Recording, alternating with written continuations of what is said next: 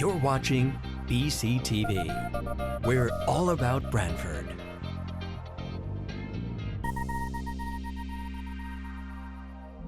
You're watching BCTV, Branford Government Television, a service of Branford Community Television. This program is brought to you in part through the support of the town of Branford. Good evening. My name is Peter Basserman. I am chairman of the Branford Inland Wetlands Commission. Today is May 12th, 2022. It is 7 o'clock in the evening. BCTV is recording this evening's meeting, and my understanding is that it is available live on BCTV as well as Facebook. We are having this meeting in accordance with Public Act 22.3. And just a reminder, all speakers are supposed to identify themselves each time they speak. Let's see, the agenda, am I right, Jamie, that's still the May 5th agenda?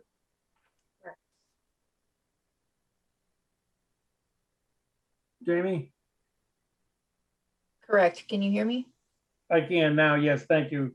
Yeah, the agenda is May 5th. It was mailed to commissioners and is available on the website for the town. We'll now go through a roll call for commissioners in attendance. Commissioner Granolsh. Commissioner Granolsh, present. Commissioner Finaro. Commissioner Finaro, present. Commissioner Boda. Commissioner Boda, present. Commissioner Begeman. Commissioner Begeman, present. Commissioner Meinson. Commissioner Meinson, present. Commissioner Basserman, present. All commissioners that are on the call are seated and will can participate in this evening's meeting. First up, we have some minutes for approval. We have the April 14th regular meeting minutes, and followed by the May 4th special meeting site walk minutes. Let's see, we'll deal with the regular meeting minutes first. They were mailed out. This is Commissioner Boda. I'll make a motion that we accept the minutes of Thursday, April 14th. Commissioner Granolsh, I'll second. Any further discussion or corrections to those minutes? Any abstentions? Excuse me, let's vote. All in favor? Aye. Aye. Any abstentions? Okay. Next up, May 4th, 2022, special meeting site walk minutes. This is Commissioner Boda. I'll make a motion that we accept the Wednesday, May 4th site walk minutes. Commissioner Begeman, second. Great. Any further discussion or corrections? Okay, we'll vote. All in favor? Aye. Aye. Any opposed? Any abstentions? Commissioner Granolsh abstained. Okay. Both motions carry. Thank you. Application for receipt is the next category. BR Inland Wetland 220401, 75 Block Island Road. The Branford Sewer Authority Treatment Plant. The addition of a closed pipe receiving unit adjacent to the existing building. And I believe plans were mailed out as part of the package that we received. Jamie, you want to fill us in on what's happening here? Jamie Frederick, Inland Wetland Agent. I believe that the town engineer and another representative are present to kind of give a brief overview of the project. If they would like, I kind of either let them screen share or I can pull up the site plans for review. Yep. Hello, everybody. I'm John Hefferly, town engineer. Jamie, if you've got the site plans ready, if you could pull those up. We've got Brian Devlin is the superintendent of the treatment plant. He's also on. He can answer any questions about really the unit and the need that they have for that unit.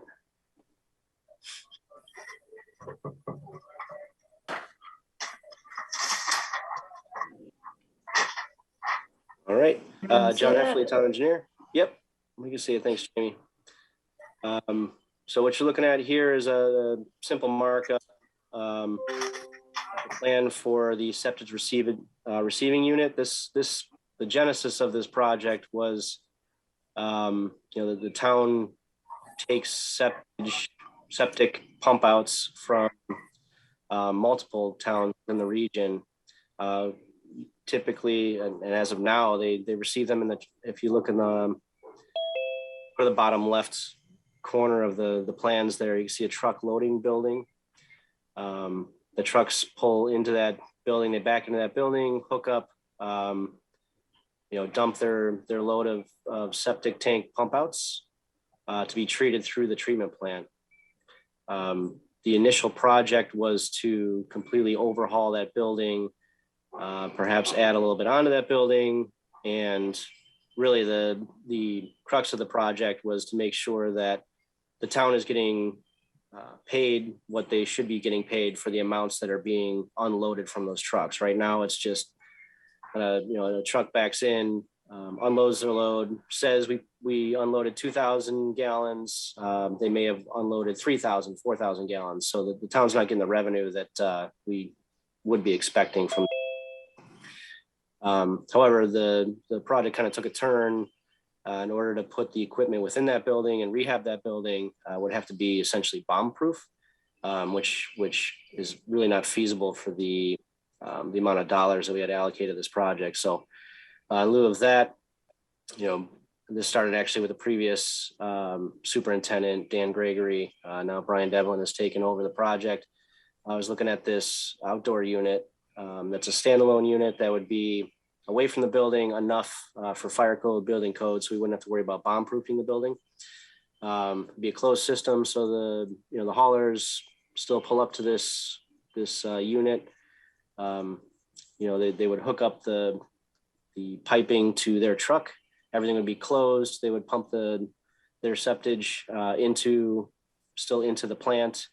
This unit would take care of some grit and rocks and things like that, so that it wouldn't affect the plant operations in that respect.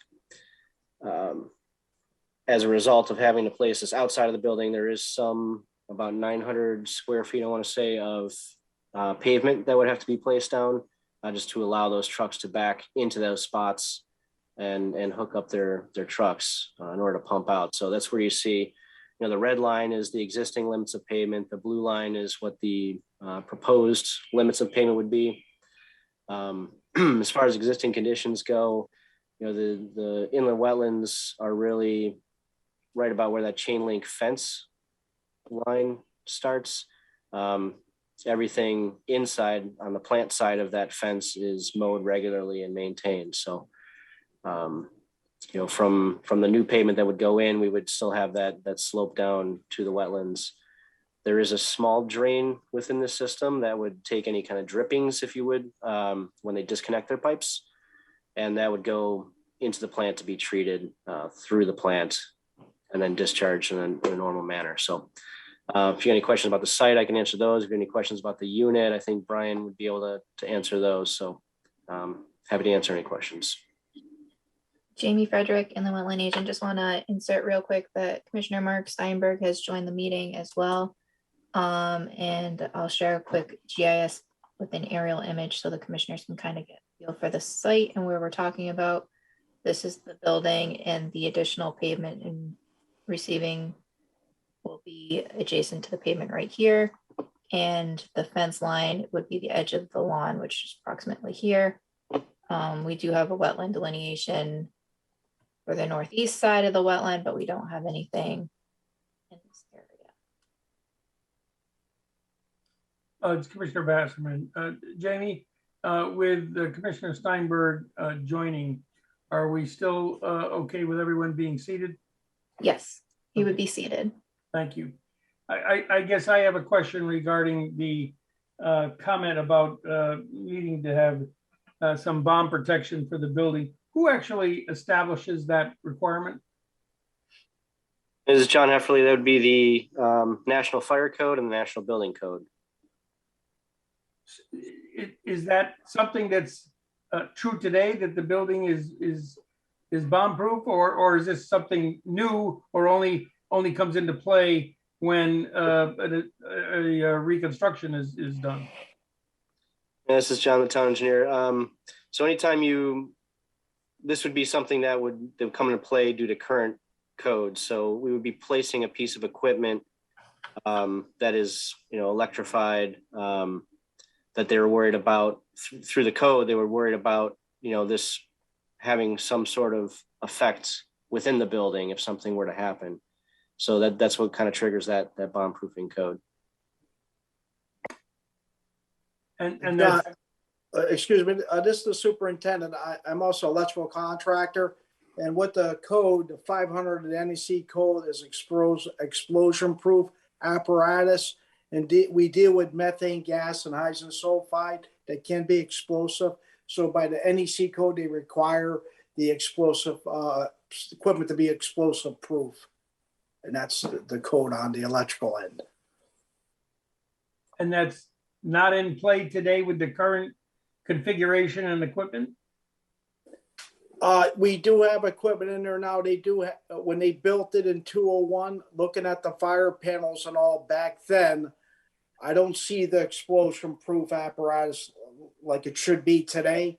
I wasn't there when they built that particular building, but it should have been 500 NEC code on it. Thank you for that. I appreciate it. You're welcome. And thanks, Brian. This is John. Yeah, sorry, I'm throwing around bomb-proof, but it's really explosion-proof. That's probably the better way to. Yeah. Right now, the trucks come in, they back into that building, and everything's open air, so there's no real mechanical transfer of the septage. It's just kind of dumped onto the floor, which has a grate that accepts all that septage waste. So you don't have that mechanical equipment per se. Mm-hmm. Okay.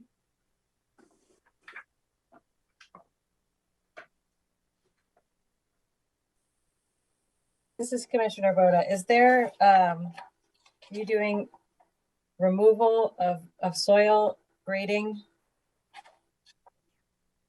This is John, the town engineer. It'll be minimal just to remove what's necessary to build up a pavement section. And then there is some trenching for the piping that would have to happen and electrical work that would have to happen for the unit. But other than that, it's really just kind of setting things at grade and regrading to just get things to match up out there. Jamie Frederick and the wetland agent, there is a proposed silt fence to run along the existing chain link fence during the project. And this is Commissioner Boda, so there's no intention of stockpiling anything anywhere? This is John, the town engineer. No, most of the material will be removed. We wouldn't have a reason to stockpile topsoil or anything like that. And then, so that again, Commissioner Boda, so that chain link fence that is shown on the plan, will that stay in place throughout the work? Will that need to be taken up, replaced? This is John, the town engineer. The chain link fence would remain in place. There'd be no reason to remove that. And that actually would help with the silt fence being in front of that, in case there were any unusual loading, during construction. And Commissioner Boda again, and you said that space between the existing building and the chain link fence is all maintained lawn. Yep, this is John, town engineer. That's correct. They continuously maintain and mow that area, actually every area inside the fence. And then one more question. So what is the distance between the wetland and the limit of or the chain link fence? This is John, the town engineer. I mean, I believe the wetland starts on the other side, directly adjacent to the chain link fence. So, you're looking about 10 feet from, where the edge of pavement the new edge of pavement would be to that chain link fence. Then everything outside that chain link fence is all natural. So that's, I presume that's some sort of wetland, whether that be inland or tidal. I believe it's inland, right, Jamie? I believe so, at least part of it. I was hoping to get out there before the meeting, but that. This is Commissioner Begamon. So the water that runs off the asphalt, Which way is that slope? Does that just run into the grass, by the linked fence, the grass and then the chain link fence? Is it tree? Sorry, this is John, town engineer. The current asphalt sheet flows off to the northwest, so to speak, towards the chain link fence, and that would continue to do that.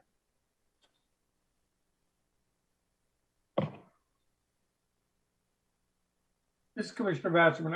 Am I correct that we certainly show the silt fence and the chain link fence, but we don't indicate the wetland flags on the plan anywhere? Correct, Jamie Frederick and the wetland agent. There hasn't been a wetland delineation done. So I think kind of the questions at hand are, is that something that the commission needs with the understanding that this is a town project? And is the commission looking for any additional information? Does the commission want to do a site walk? Does the commission want to find out a bit about the timeline of things for when they're hoping to implement the project?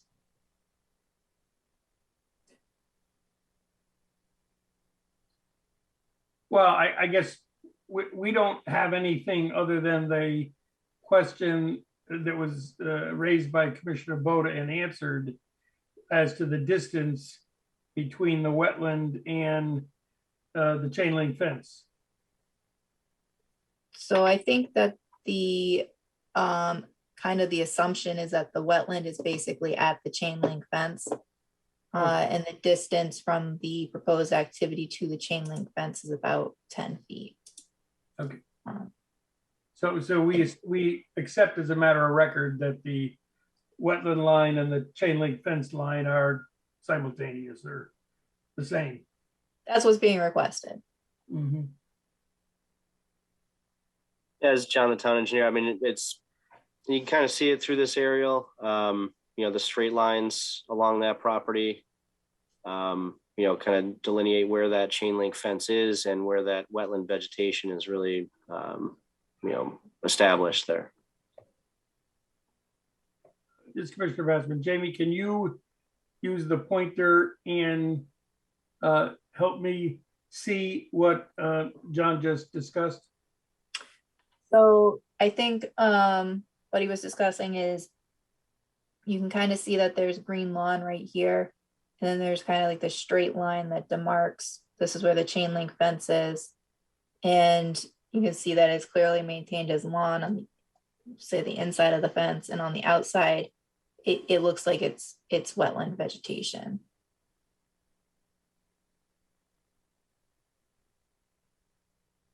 Okay. This is Commissioner Boda. I don't have a big concern with using that existing line as our wetland line, given that it's just on the other side of currently maintained area. I think the concern I would have at this moment is the water sheet flowing from the asphalt directly into the wetlands with only a 10 feet of run. And so I'm wondering, what else have you considered that might move the water somewhere else, give it some time to cool down, any of those things that, I mean, having water just run off into the wetland like that from a blacktop is traditionally something that we've aimed to avoid with giving it very little run like that. Yep, this is John, the town engineer. Obviously, we're very restricted with this site. Everything's really shoehorned in here. And there's very minimal stormwater collection within the site. Most of it is more to the southwest of the plant, where we have some low areas that there's some yard drains. There's not really a place where we could feasibly connect into with any kind of storm collection system. And again, we're just kind of unfortunately, we're stuck with what we have, and we're really gonna run into this issue if, as we kind of keep developing the town, and hopefully things keep up within the town as far as responsible development goes. But as far as treating the amount of sewage that's coming down the line, so we're actually looking at limiting the amount of infiltration and inflow that we're getting to the plant, recognizing that we can't expand the plant any further. I mean, we're really stuck on this site with what we've got. It's Commissioner Basserman, and it goes beyond this project, but what is the feeling right now about the time that this plant has, given sea level rise and things like that? Yep, this is John, the town engineer. So we're actually initiating a request for qualifications to look at that very thing as far as sea level rise goes at the plant, how we could protect the plant against current vulnerabilities as well as future vulnerabilities. And along with that goes with looking at the collection system. And, we've got a large number of collection system that runs through wetlands, both tidal and inland wetlands, taking on water during heavy rainstorms, perched water levels. So really looking at how we can eliminate the amount of fresh water that's getting into the system so that we can keep the plant running as it needs to be, and keep providing that service to the town. But that sea level rise scenario is what we're looking at now.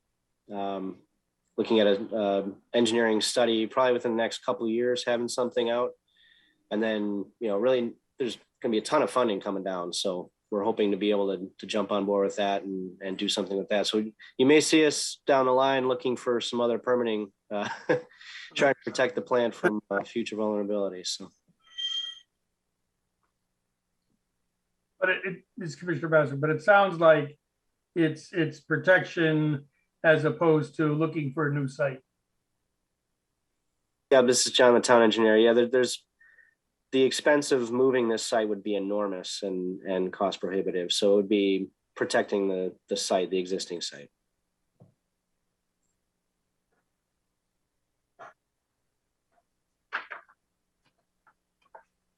This is Commissioner Boda. Just want to go back for a minute to the runoff.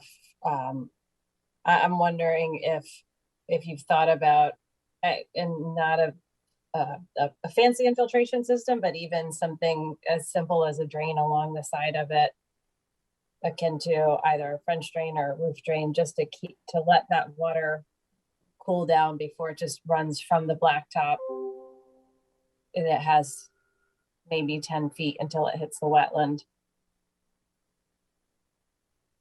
This is John, the town engineer. I mean, we could certainly look at how the grading works out there, and if we're able to put something a little level, really a stone trench that would allow it to percolate a little bit. We have to be careful with that right next to the pavement, just because of we don't want to undermine the pavement and allow saturation of the soils underneath the pavement, which could really be a detriment to the structure itself. So. But I could talk with the consulting engineer and see if there's something we could do as far as a strip of gravel goes. Thank you. Mr. Basserman, just you had started the discussion, I think, and I want to make sure I understand this correctly, that the plan is designed so that the town is able to assess appropriately the septage that is being dumped on the site. It's not an operational deficiency, or maybe it is in that you can't record correctly today the correct amount of septage. Do I understand that correctly, or am I way off on that? Right. Now, this is John, the town engineer. So there's a couple different things where your initial thought is correct that the assumption is we're losing about 25% revenue on average on the amount that's dumped versus the amount that's recorded or reported to the town.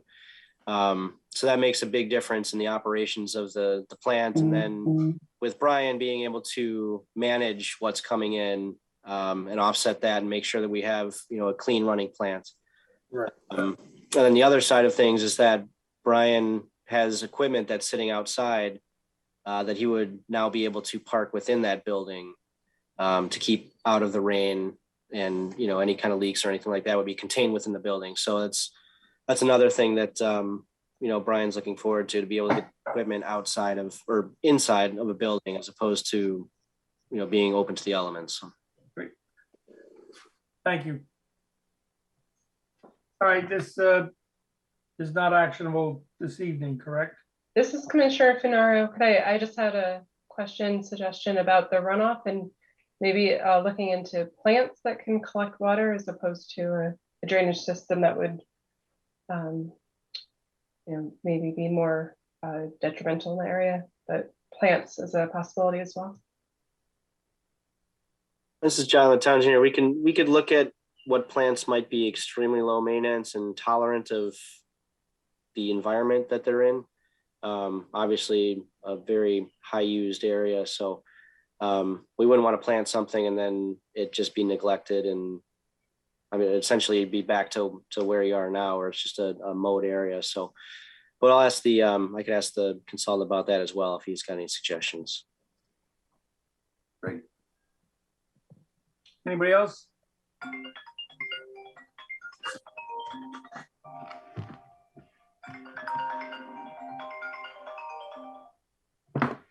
Okay, next up, inland wetland 220501, 85 Todd's Hill, installation of an above ground pool, maybe an agent approval. Jamie? Jamie Frederick, in the wetland agent. So this is an above ground pool. If I remember correctly, it's about 65 feet away from the wetland, which is off-site. Let me pull up the site plan. So this is part of the 99 Todd's Hill subdivision. It's one of the lots located on 99 or on Todd's Hill.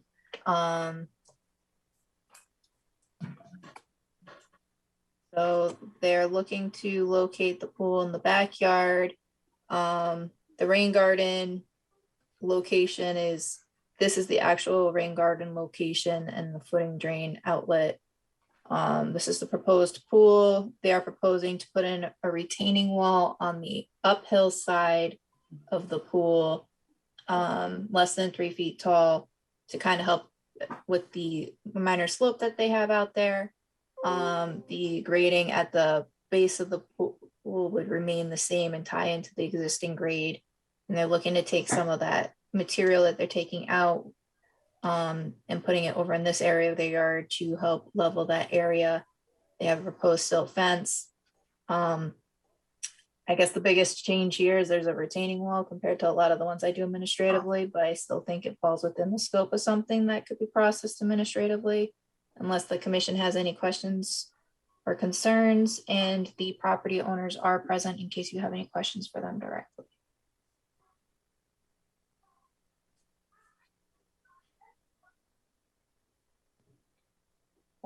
This is Commissioner Boda. I think an agent approval is fine. I think the biggest concern would be the draining of the pool, which we see, and we say that it can't go that way, and then it can't go toward, like, you can't drain the pool toward the wetland. Nobody wants to drain into their front yard, but it can't go to the wetland and it can't go into the storm drainage system. So, like, that's a very difficult spot. And so perhaps there ought to be a plan for what to do with that water that people tend to drain off of pools. So we do have a standard condition for pools that says that no pool water shall be dewatered within 50 feet of a wetland or storm drain. So essentially, if they were to, like, dewater it at the pool, at the location of the pool, as long as they're more than 50 feet away from the wetland when they're dewatering it, that would be consistent with the past practice.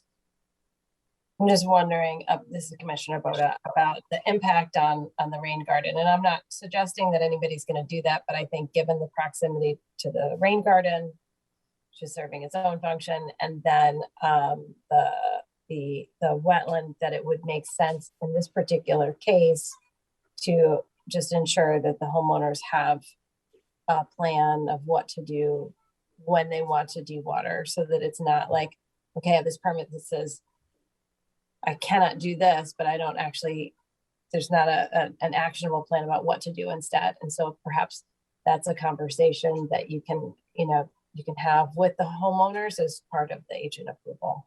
Okay.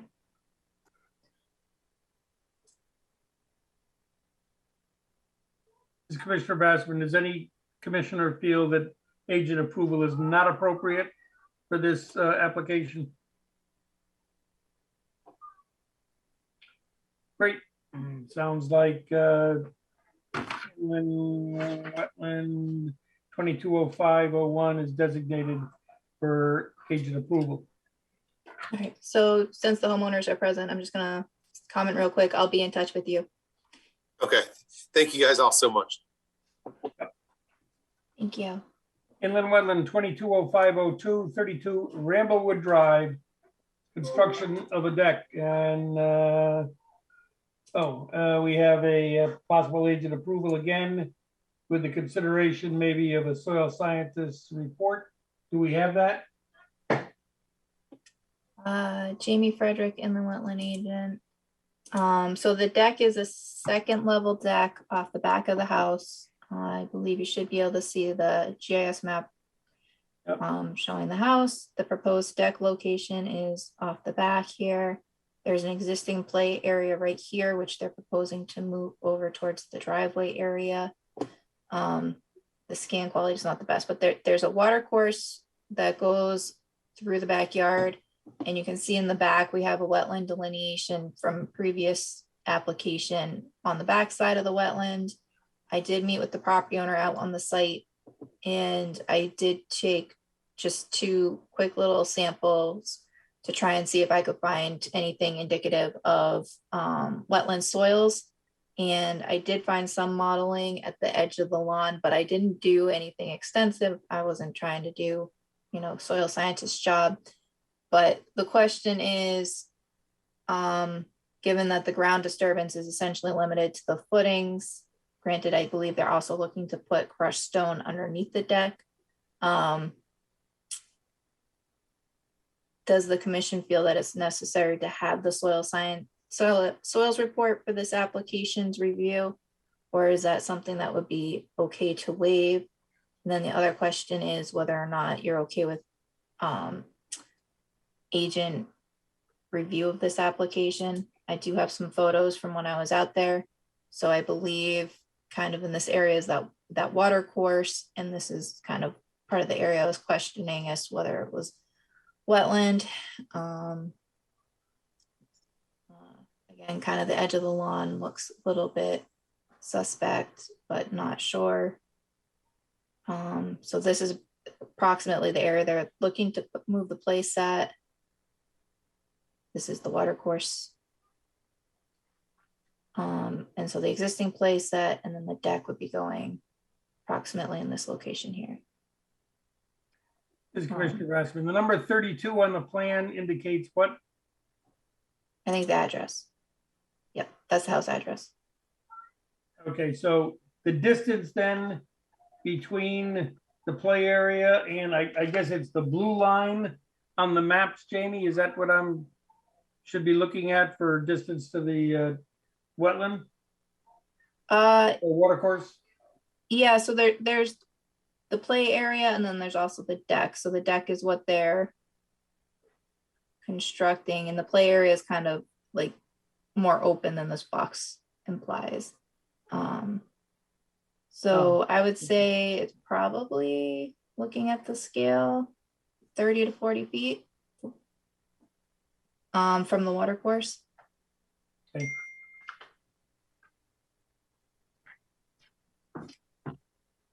I'm not sure I need a soil scientist report on this. I don't know about other commissioners, but I would be concerned about there being some wetland in the lawn, but I kind of feel like for the activity that's proposed, it's not particularly necessary for the review. If they want to do anything else down the line, I think that that's something they should be looking to have done. But that's kind of my thought. But given that it is kind of close, I wanted to see what the commission had to say. This is Commissioner Steinberg. I'm comfortable with that as well, since I don't see the deck is really disrupting anything different than what was there before.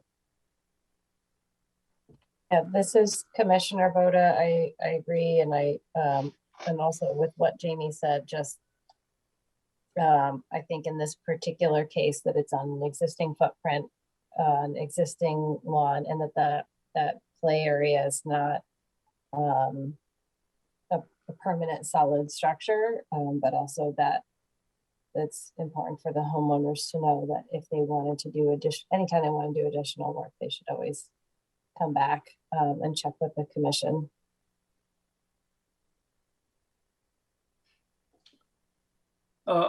Any other commissioner have input on this?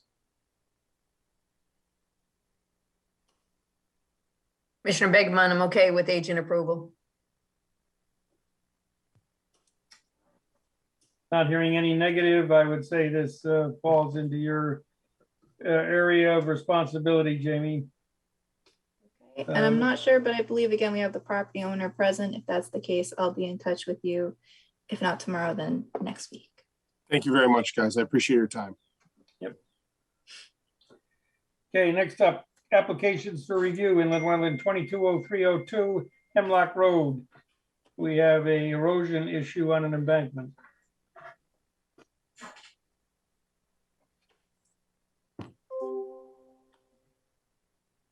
All right, Jamie Frederick and the wetland agent. We did receive a revised plan, I think due to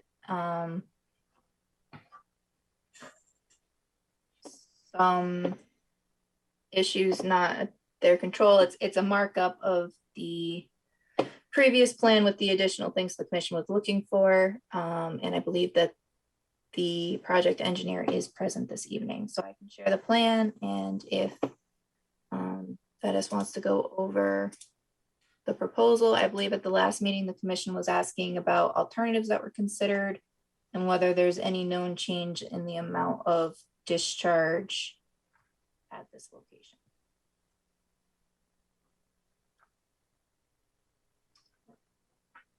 Good evening. My name's Greg Fedis with Fedis Engineering, representing the applicant here regarding stabilizing what's an existing condition. So we did look at several different options. So we looked at moving it maybe to the left, to the right, kind of extending the pipe, lowering the pipe. But all those options basically created additional grading and additional excavation that would have affected a large tree that's kind of, we bubbled there to the kind of the northwest of the riprap that we're proposing. It's quite a large tree, and I think we're trying to not worry about that coming down. And I do have, I don't know if I do have a picture that shows it from down below. There's the roots right there.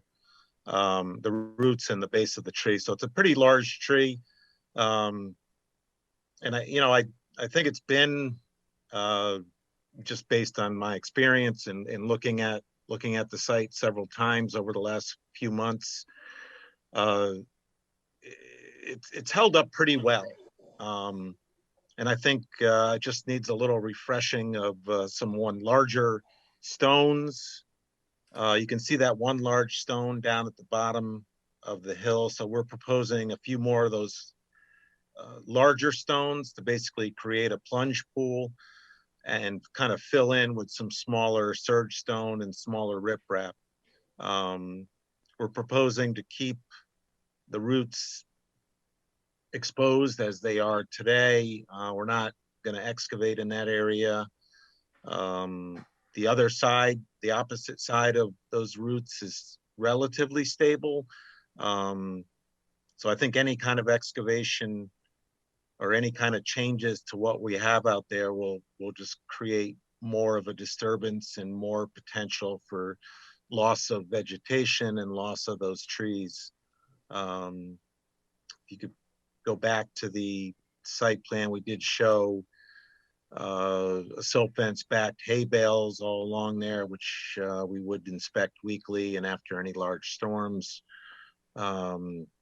We are proposing to add some larger stones down at the bottom to kind of mimic what's already there, which will give a good base to hold the balance of the riprap in place.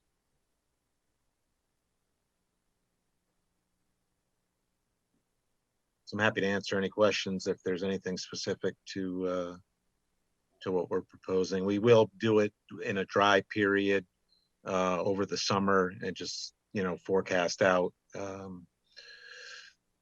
Look at the weather and make sure that we think the contractor's on the call also. He thinks it's a 3 or 4 day job. So, it's not we're not going to be there for weeks. The other thing is I think the commission asked if there was any change in flows, and there are, as far as we're aware, and if Mr. Lepre would like to speak to that also, we don't know of any additional flows coming into here.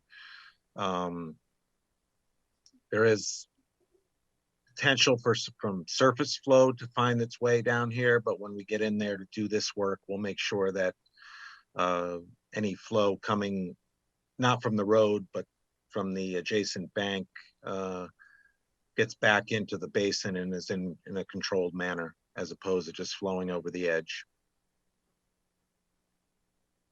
This is Commissioner Basserman. The tree that you showed in the picture with the exposed roots, it's in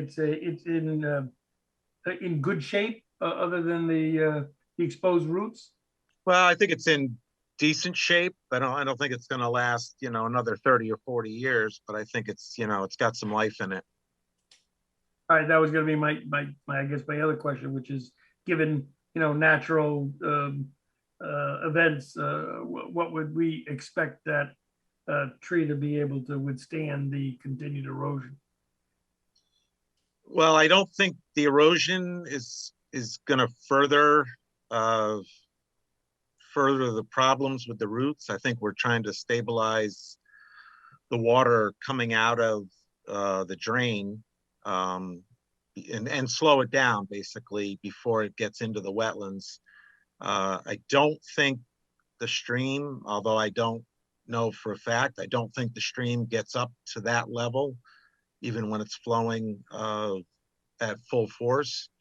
Excuse me, I was thinking more of, heavy rainfalls and frost heave and things like that would continue to deteriorate, the structure around that root. I guess I don't see, I don't think there's a lot of erosion there. There's not a lot of runoff from the adjacent land. If you look a little closer at the contours, just to the, if you can blow that up just a little, I don't know if you can blow that up, Jamie. Yeah, if you look like across from Hemlock Road, like where that contour, that's kind of a V shape, that's kind of showing that pretty much anything that lands to the left part of that V is going to flow back to the road and be controlled. So I just don't think there's a lot of water directed at that point. And we're controlling the water downstream of that, or down gradient of that root system. So I just don't see, a lot of additional erosion on the tree mass or tree root mass. Frost heave, I don't think that's going to be a real issue either. It's going to last. I'm not an arborist. I'm a professional engineer licensed in the state of Connecticut. But just based on my experience, you know, a heavy wind blows the right way and could, you know, blow it over tomorrow, but I just don't think that's the case. Thank you. Mr. Fettis, this is Commissioner Voda.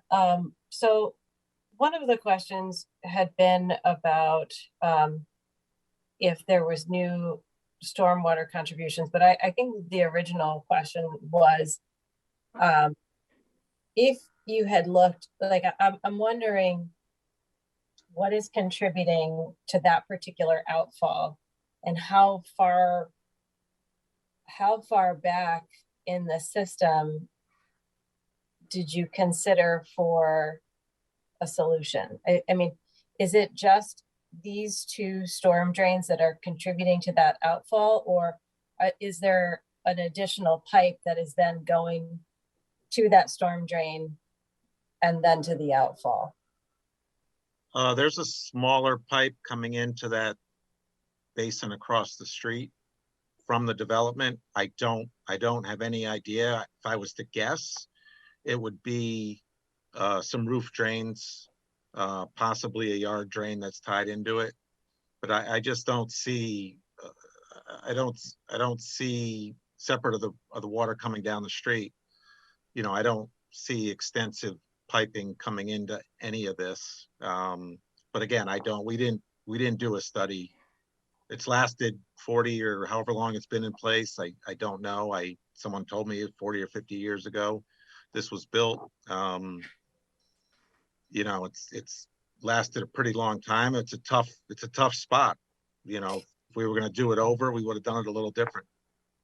Yeah, I mean, so again, Commissioner Boda, I think my thinking is that yes, it's been there a long time. It's also been an issue that's a long time coming. I mean, we've seen, this is not the first time we've heard about this particular issue. And so I think if this is going to be the solution for the next 30 years or so, I was just wondering about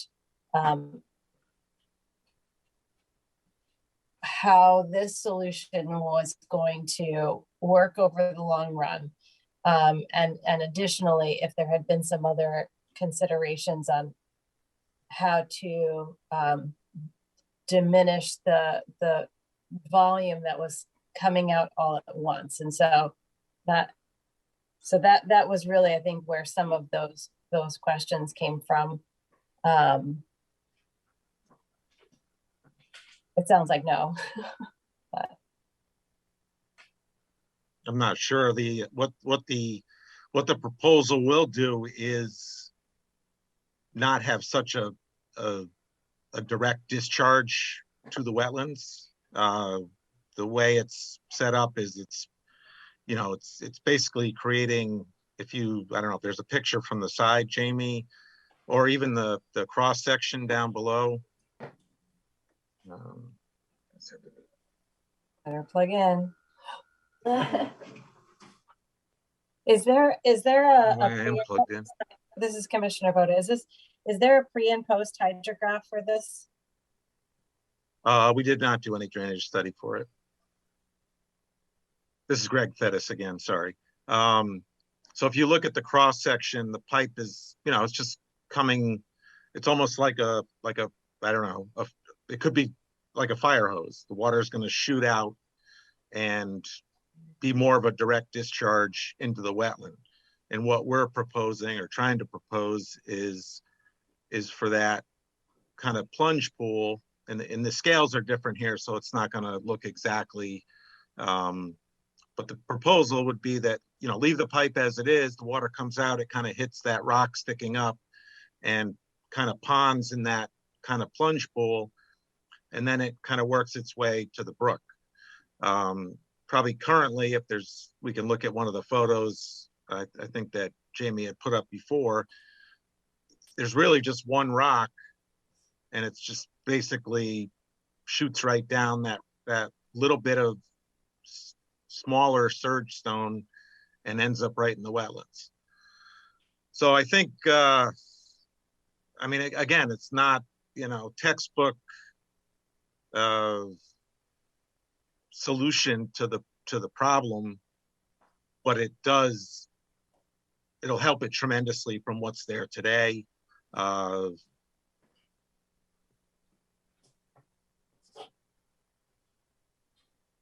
It's a good solution. It's a balance of keeping vegetation that's there, especially that large tree. There's a number of different ways to skin the cat here. We could, dig the pipe up back to the catch basin and lower it and get it down a little bit lower, and that would help. But you're doing a lot of excavation for not much, if at all, any return on it. We could try to extend the pipe and go off on an angle, but now you're creating a new discharge point, and you're taking down vegetation to do that. I think this is a good balance of a solution of keeping, slowing the water down, getting it to pool, spreading it out a little bit, and keeping the vegetation that's there currently intact. Thank you. This is Commissioner Boda again. So the plunge pool, the rendering that we have here, will it also, how lateral will it go? So I see this up and down. Is there any width to it beyond the large stone? Yeah, so if you go back to the plan view, it's scroll up a little bit, Jamie, please.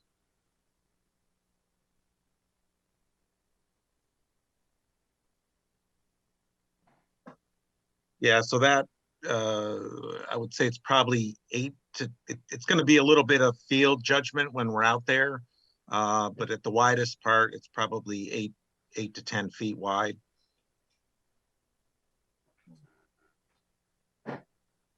Okay, and then Commissioner Boda again. And so, Jamie, if you go back to the photograph with the orange fencing, is there the other one? It's a further back photo from maybe a side angle, I think. Is there an intention to regrade the area above the? It's still not the right. There's another. You went past one picture where you could see the road, then the whole orange fence and the tree was almost maybe from the road. I'm not sure. Well, the Greg Fettis again. We did look at that. It actually looks. I think that's the one you're talking about. We just don't want more water to run down there. That picture right there.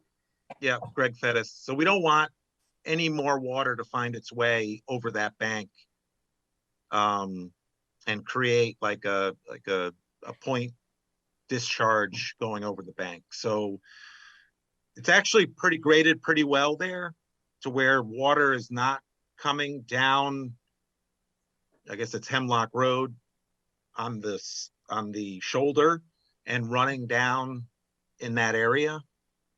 Are we going to make sure after we get in there with a machine and move some rocks around that the grading is going to be double checked and make sure that no more water gets over that bank and down into this area and create point sources that are going to create additional erosion.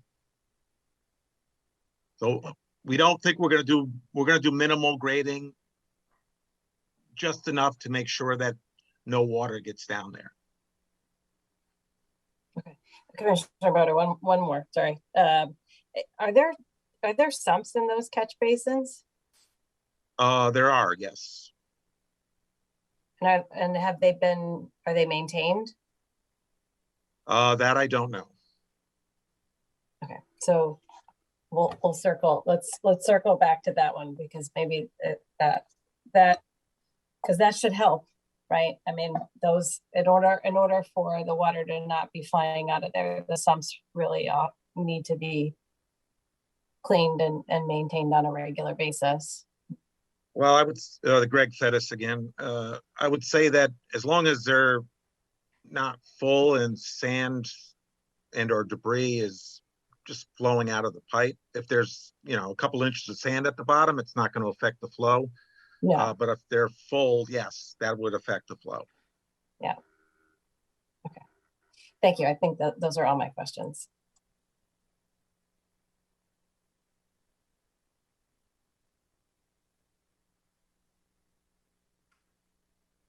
Is there any other commissioner comment on this inland wetland 220302?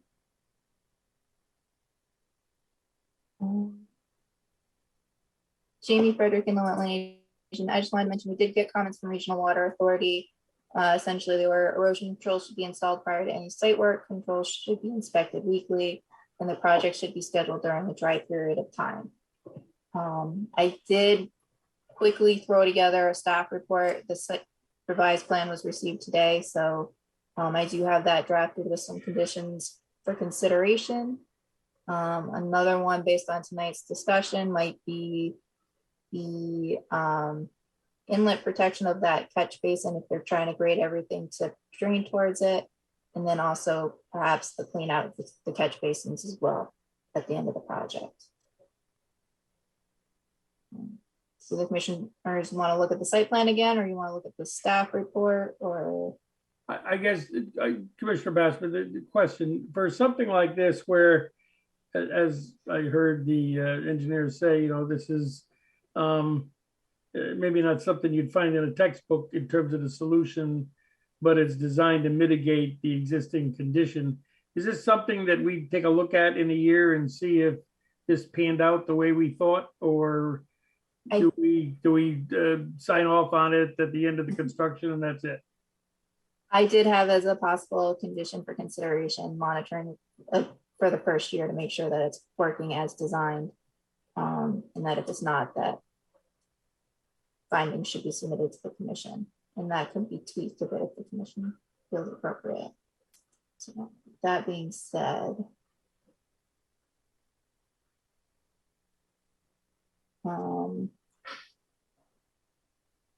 initial erosion control inspection, final inspection upon completion of project and stabilization of all disturbed areas. Erosion control should be installed prior to site work. Control should be inspected weekly. The project should be scheduled during a dry period of time.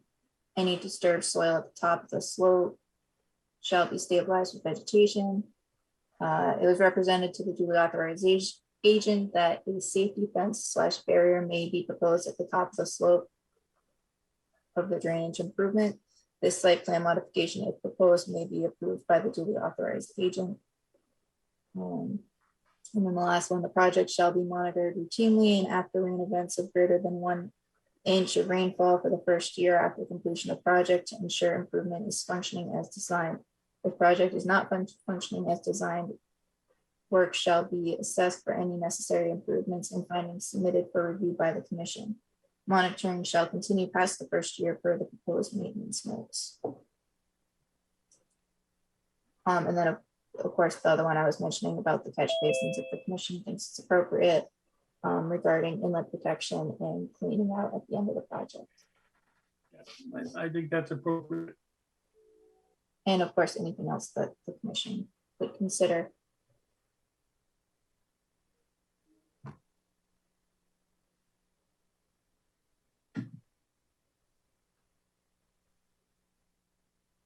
Let's see, this one is actionable this evening.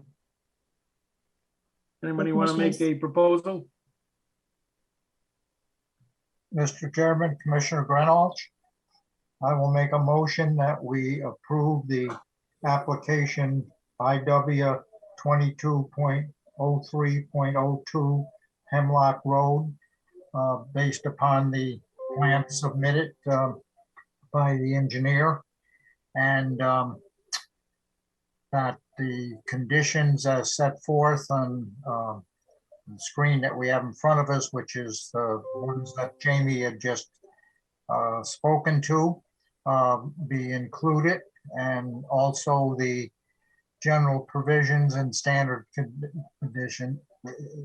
general provisions and the standard conditions that we usually apply to all permits, that also be included in the conditions of approval.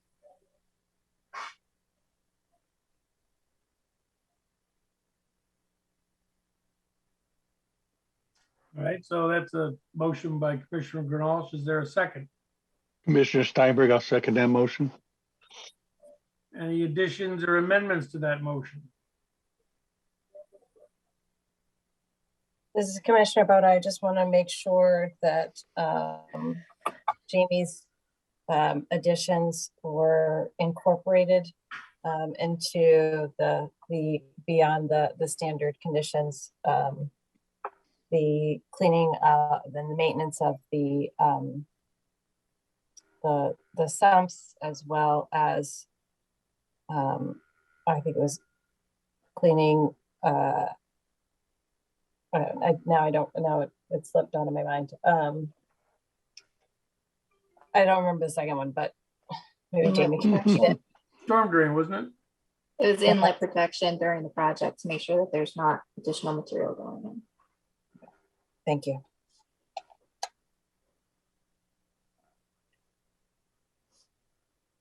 This is Commissioner Bassman. Jamie, do you believe that those were captured in the conditions? I think it would be appropriate for Granolf and Steinberg to, I don't think it was, so it should be an amendment. Right. So right. Granolf and Steinberg, are you open to that conclusion? Commissioner Granolf, yes, we can make that an additional condition. Yes, Commissioner Steinberg as well.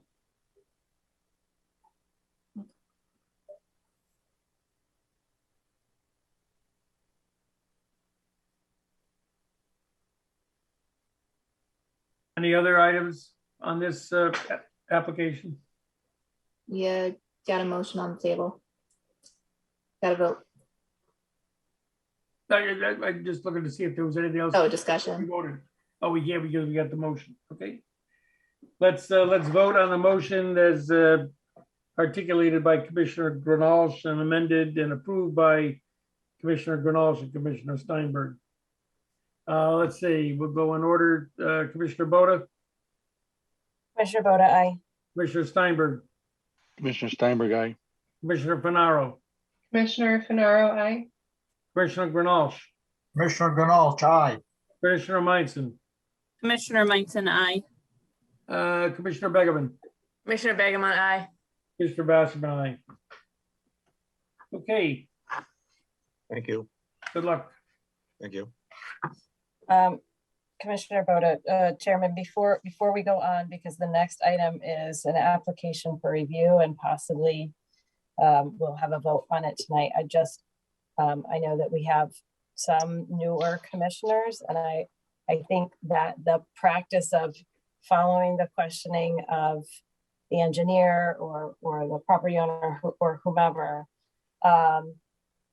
that there's a discussion among the commission before we move to a vote. That vote was really fast, and I was certainly in favor of it, but I would just like a pause if we can do that before we jump to a vote to see where everybody's at, and then we can go forward. So, because I think part of the issue is making sure that everyone understands the rationale and how we are fairly and uniformly applying our rules and regulations.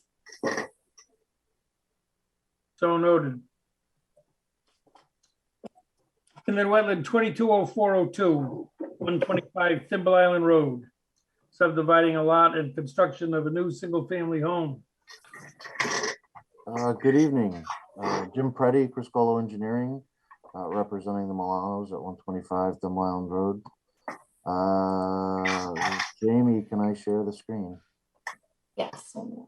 Oops.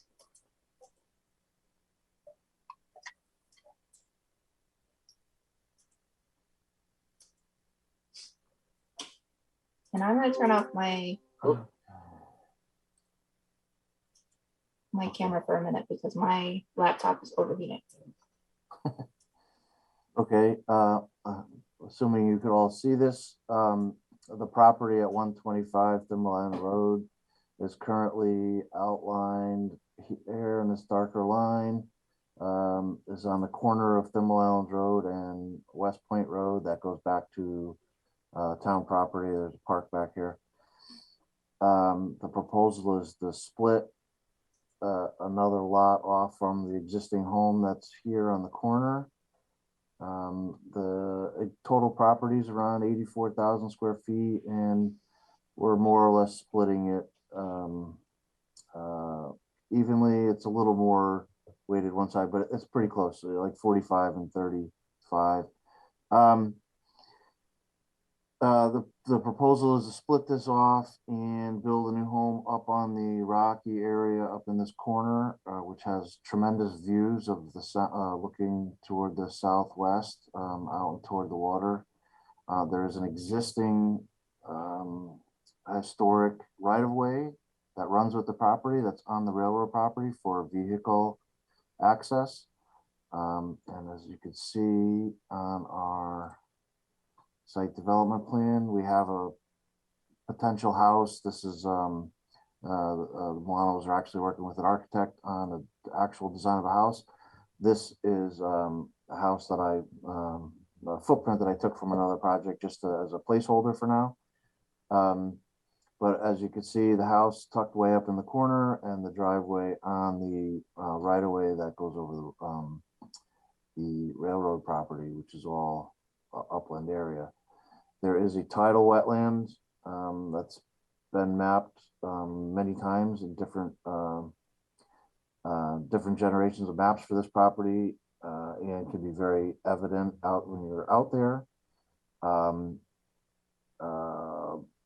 From Jamie's investigation into the file, she questioned on whether or not we should have the state out there to review, and on this DEP representative suggestion, we had a soil scientist come back out, and he identified the lawn area as an inland wetland.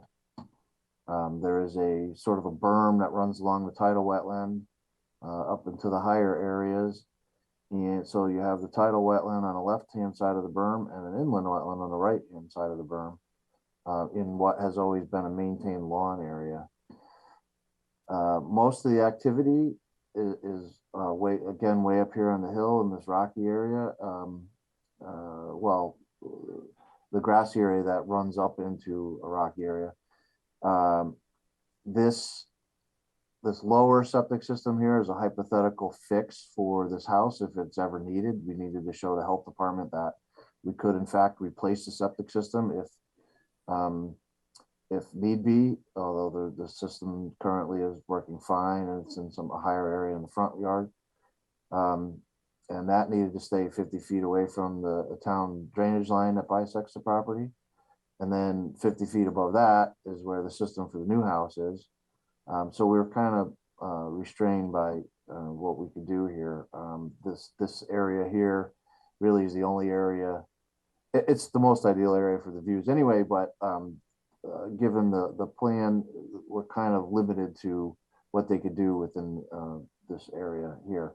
The activity that we're here for is the utility lines need somewhere to go from West Point Road or Thimble Island Road up to the new house.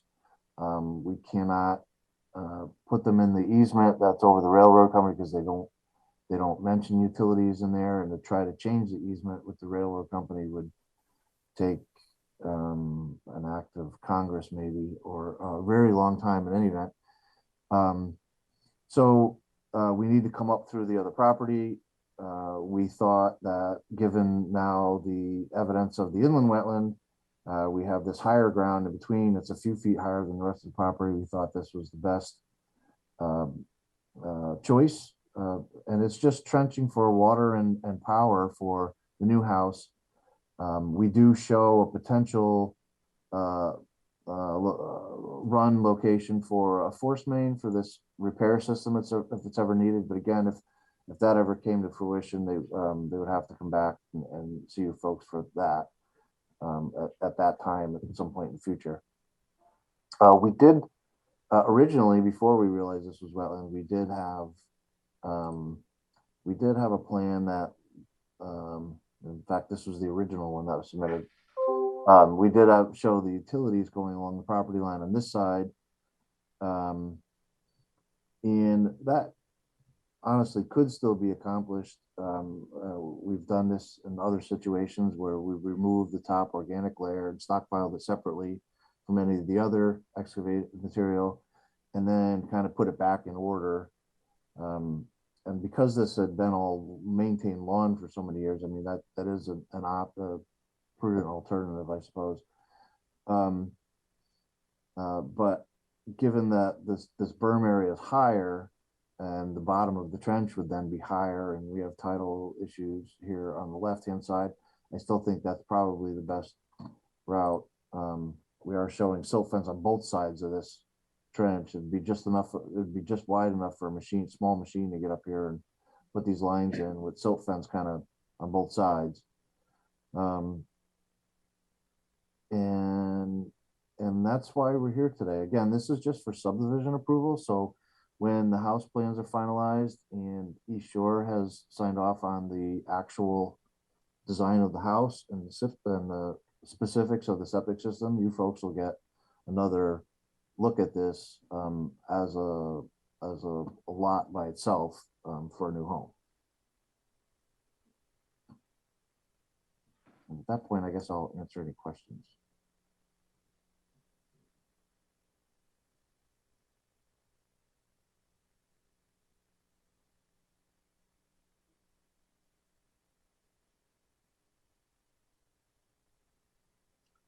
Commissioner Bassman, Jim, no concerns about, tidal flooding affecting the location?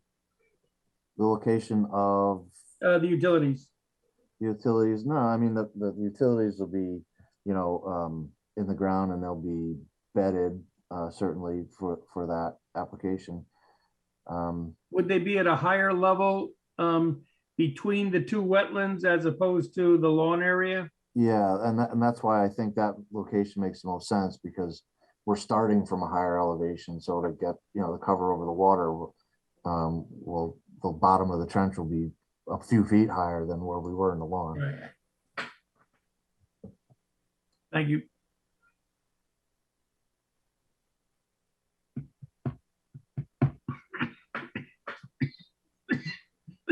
Jim Preddy again, and to that same point, you're concerned about, with the tidal issues,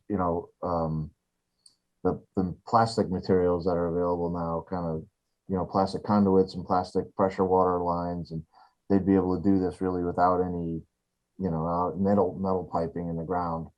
So the salt really doesn't, as long as everything's glued, tight pipe, it doesn't really become a factor here.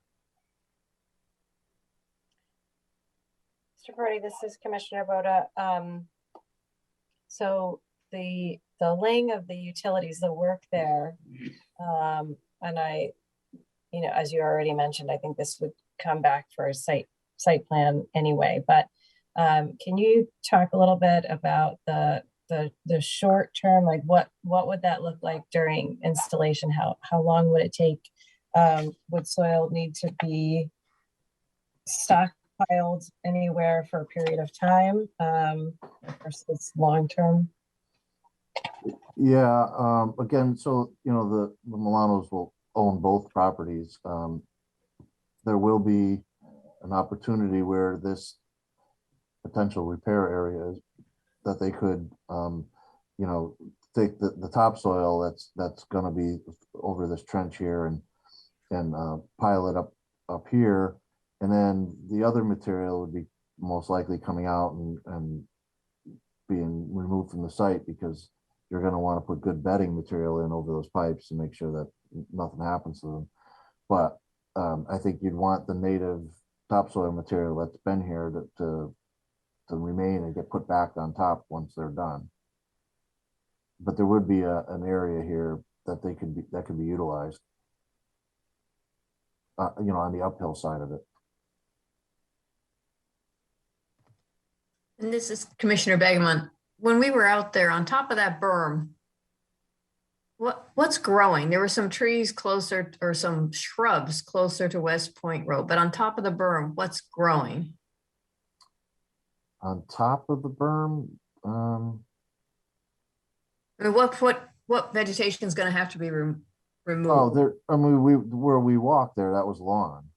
And I'm just saying that the soil, the topsoil that's been here, that has been, I'll say treated by salt over the years, I think makes sense to keep here instead of trying to take it away and bringing something else in. I think all that topsoil needs to stay here and put back on top,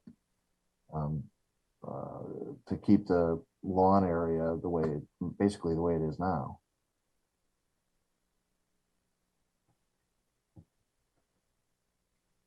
Off to the left-hand side of the berm was where all the tall, I guess, Phragmites mostly were there.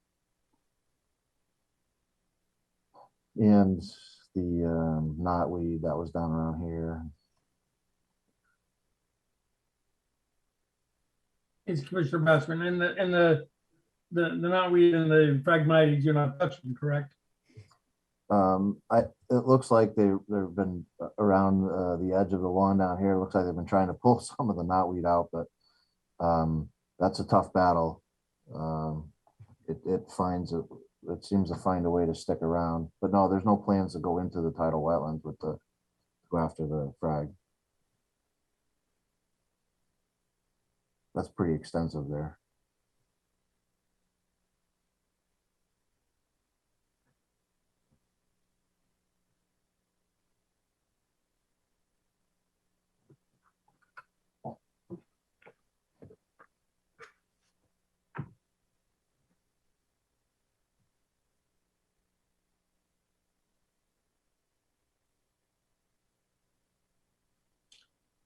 Any other questions for Mr. Pretty? Jamie Frederick and the Wetland Agent. I'm sorry, I stepped out for a second. I was trying to get something to elevate my laptop on. Are you looking for approval for the subdivision or the subdivision and the proposed house at this time? We're looking for the approval for the subdivision at this level. I mean, it would be ideal to be able to have agent approval for the final house plans, because as long as it doesn't really vary overall from this, but if we need to come back to the commission, so be it. So like essentially if the house development is consistent with this plan, primarily the closest activity is utility. So if there's no change in the utility installation from proposed and the grading with the house doesn't change, drainage patterns kind of thing is what you're looking at. Just in essence, the short circuit some time for these folks, it'd be great to have agent approval, but if not, I mean, this is pretty typical for a subdivision that any lots that have wetlands on them have to come back. So I think, as I recall, the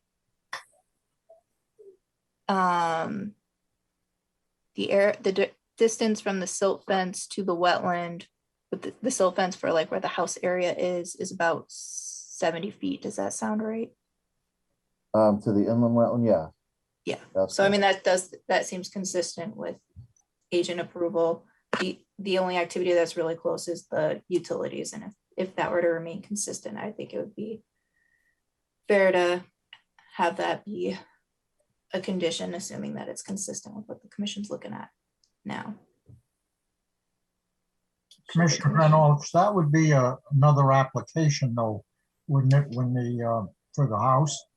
Right, so that's what details here, which would include obviously the utilities to the house, and that could be agent approval. We'd have to look at it at the time. Okay, so you'd want to see that before determining.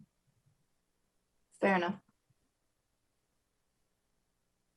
This is Commissioner Boda. I agree. I think we can talk about the commission can talk about this application, and I would at this point, given the long-term and short-term impacts, it's a short-term impact really.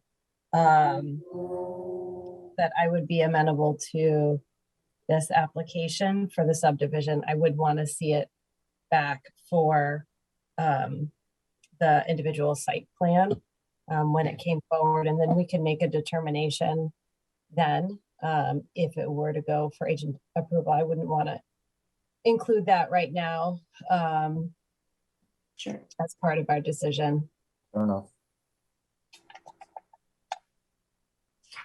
All right.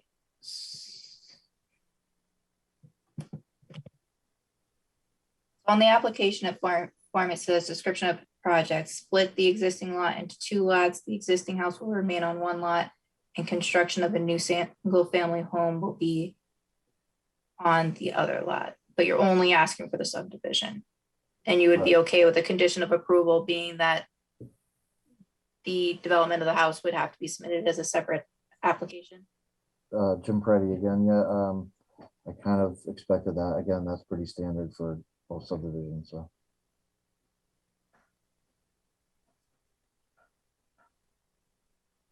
The same thing would go for the septic reserve.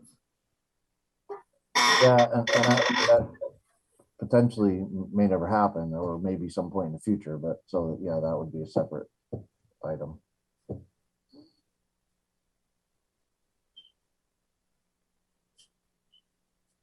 Okay. And this is Commissioner Boda, and just to share what I was talking about earlier, my own thinking about why. So Mr. Peretti spoke about looking at some of the alternatives, and the one in particular about the easement is a constraint, and then additionally that berm being a reasonable place for those utilities as opposed to the western side, no, eastern side of the property there. And additionally, that as a commission, we can take a look at the individual site plan and look for plans around sediment and erosion control based on what someone actually wants to build when they're ready to build it.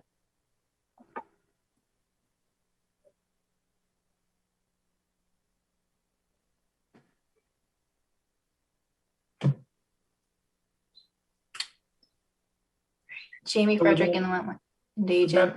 Go ahead, Jamie. I was just gonna say, I unfortunately did not prepare a staff report for this. I had one drafted up and I'm working from home and I think something happened and it disappeared. But based on the conversation, my recommendation to the commission would be, if you're looking to approve the application, that you make clear in the motion that you're approving the subdivision and that an individual site plan for the house development would need to be submitted for lot 2, and that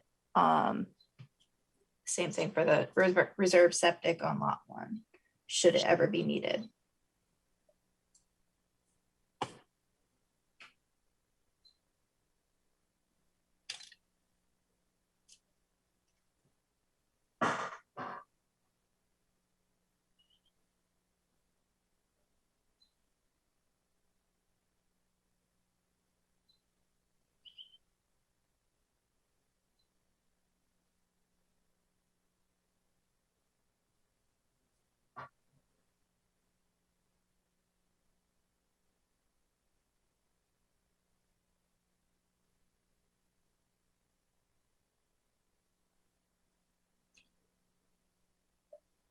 This is Commissioner Basco. Anyone want to take a crack at that motion? I can make the motion. I just want to make sure if there are other commissioners, again, like just thinking about why we make the decisions that we do. If there's other comments or questions about the rationale. Typically that is something that we've done in the past, is have some preliminary conversation beyond just the engineer or the applicant sharing what they're doing. This is Commissioner Finaro.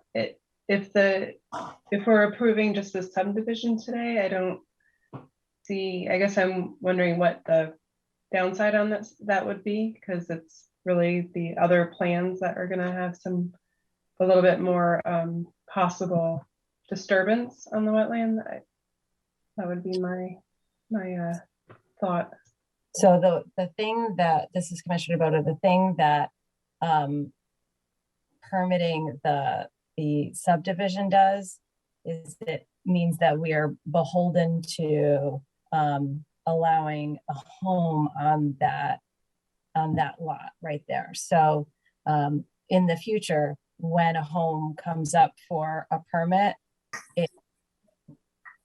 we would be required to approve something. It may not be the size that they want, but we would be hard pressed to say, no, you can't put a home there. So it locks us into approving something on that lot.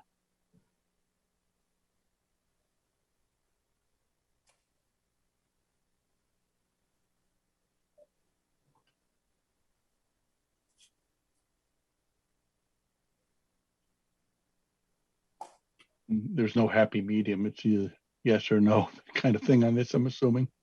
Well, I mean, so when the site plan comes in, then, Right. So in this case, we say yes, or we say no.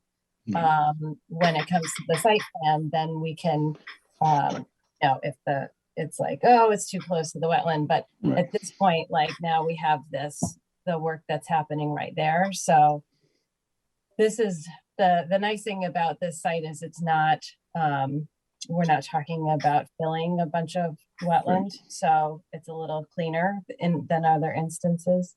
But yeah, it's good. So. This is Jamie. Oh, sorry. This is Commissioner Begemon. We're not planning and zoning. We're not approving a subdivision. We're only approving it in terms of the inland wetland impact. Jamie Frederick, inland wetland agent. Yeah, so essentially what the commission is doing is saying from an inland wetland standpoint, they're okay with this lot. The decision from the Inland Wetland Commission gets sent to the Planning and Zoning Commission as a referral so that they have that to be when they're considering their application. So at this point, what essentially the commission is doing is they're looking at the limits of disturbance that are shown on the plan and in the kind of overall activity and saying, okay, yes, I could see being comfortable approving, a house similar to what is shown here. Obviously, there's a little bit more information that needs to be provided to actually approve the actual development of the house, but there's enough of an envelope provided that the commission is comfortable saying that, yes, you can create a site plan that will work on this lot.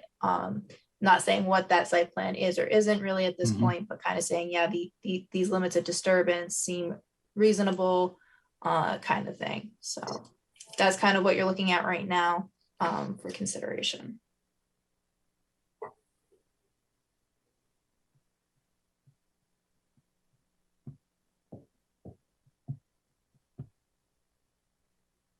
If they had shown the house in the tidal wetland, then obviously the commission would probably have some concerns. Even though tidal wetlands are not your jurisdiction, I think you could argue that that was not a reasonable plan. So certainly they've laid out kind of what it is they're looking to do, but there's not final details yet on the grading and the exact location of the house. Oh, Jim Preddy again, just informationally for those who don't know the entire process. I mean, this had to go to East Shore first for them to approve the subdivision level, then you folks for the subdivision level, then planning and zoning for the lot. Then it goes all the way back to East Shore again for the final design of the septic system, then you folks again, and then planning and zoning again. Because of the tidal wetland issue, we have a CAM to get approved also. So this one house will get quite a bit of oversight.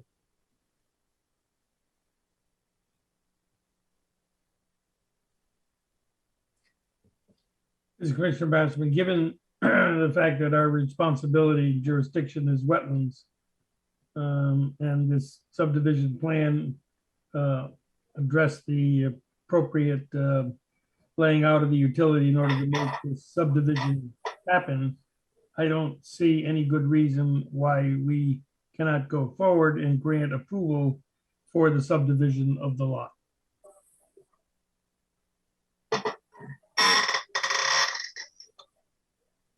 that a motion? I can make a, I'll make a motion. If you're ready. If everybody's ready. Thank you, everybody. That was the kind of conversation that's really helpful for us to talk about before we dive right in. I think that it makes for a wiser and more aligned commission. So I will make a motion that we approve Inland Wetland 22.04.02, 125 Thimble Island Road, the subdivision lot. And with the condition that the applicant return for an individual site plan as well as the septic reserve. Commissioner Granold shall second the motion. Any further discussion?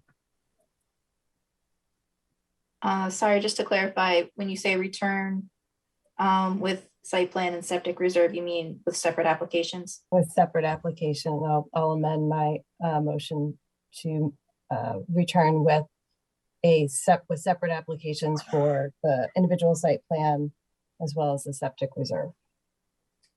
Commissioner Granold shall accept those changes. Okay, we'll take a vote. Commissioner Begerman, Commissioner Begeman, aye. Commissioner Steinberg, Commissioner Steinberg, aye. Commissioner Fenaro, Commissioner Fenaro, aye. Commissioner Boda, Commissioner Boda, aye. Commissioner Granold, Commissioner Granold, aye. Commissioner Meinson, Commissioner Meinson, aye. Commissioner Basserman, aye. Motion is approved. Thank you, folks. Jamie I Frederick guess and the we'll see you wetland again, agent. Jim. Don't Say know it when, again? but we'll see you again, it looks like. Yeah, he will. Thanks. Jamie Frederick and the wetland agent. I just wanted to add to the discussion topic that discussion before taking a vote or before making a motion should be based off of the information that you have, any outstanding questions you have, kind of the information that's before, kind of checklisting, okay, we received a response to alternatives, that kind of conversation, and not like a straw vote, just to make sure that we're all on the same page and that's clear. Okay. We have a jurisdictional ruling request for 100 Hosley Avenue. The Regional Water Authority would Lake Salt install maintenance of stormwater treatment system. I think there was a letter in the package that was sent out. I believe so.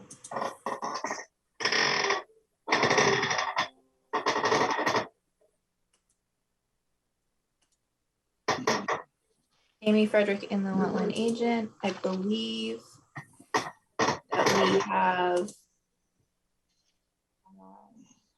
Ron Walters with the Regional Water Authority present in case the commission has any questions. Essentially,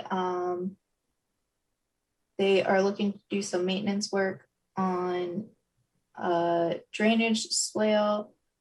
And they're requesting a determination as to whether it's as of right per section 4.1D as an operation of a public water supply reservoir.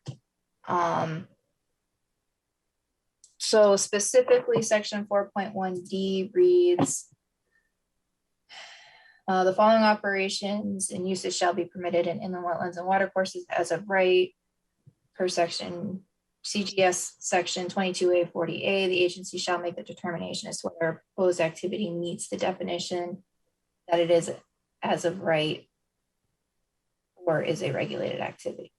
So D is construction and operation by water companies as defined by CGS section 16-1 as amended, or by municipal water supply systems as provided for in chapter 102 CGS as amended of dams, reservoirs, and other facilities necessary to the impounding, storage, and withdrawal of water in connection with public water supplies, except as provided in sections 22A 401 through 22A 403 as amended. And I recalled that the commission had taken jurisdiction over a regional water authority project in the past. So I pulled up that an email correspondence that the previous inland wetland agent had with Deep regarding that. And see if I can quickly jump to So they quote the section of the statutes. So essentially the question then was, is the water line, because it was the installation of a water line rather than maintenance of stormwater ditch. Is the water line considered a facility as it facilitates the withdrawal of water? Because kind of the key point I think here is in other facilities necessary to the impounding, storage, and withdrawal of water in connection with public water supplies. I unfortunately have not had as much time to look into this matter beyond this for the commission in advance of this meeting, but I also have not touched base with Ron on more information on the extent of the activity and the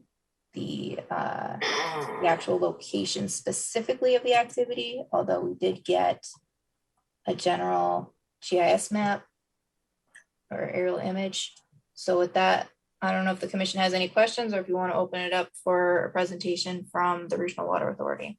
It's Commissioner Bassett, but before we have the RWA person talk to us, is this the first time we're running into a removal of sediment and vegetation from the stormwater system? That seems odd. Jamie Frederick and the Wetland agent, this is the first time I've seen it. And my guess is that this is kind of something that's accumulated over time, and that's why they're submitting the request. But I'm making assumptions, and I think that's a better question for Regional Water Authority to address. Okay, why don't we do that? Thank you. Good evening. Ron Walters with the Regional Water Authority. This is the first time that we are actually doing maintenance on this system. The system pretty much drains a wetland on our property, which is east of Hosley Avenue.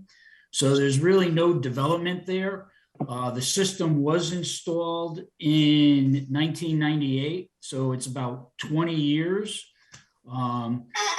It has filled in with sediment over time, but it isn't something that, you know, let's say a stormwater detention basin in Hamden at Lake Whitney, we clean those out once a year. So this is something that there's very little development within the drainage basin of this basin, but we do have, you know, occasionally, you know, high storms and thunderstorms roll through, high flows to actually cause some erosion of the stream channel and all that. So that's where we're collecting the sediment in this detention basin that is just east of the fishing dock at Lake Saltonstall. This is Commissioner Bassett, just to pardon the interruption, but I understand Lake Whitney and the development, and so do we have other locations that might mirror more the Saltonstall stormwater treatment system elsewhere in the state? I'm not aware of any. I think most stormwater treatment systems are usually in a developed area.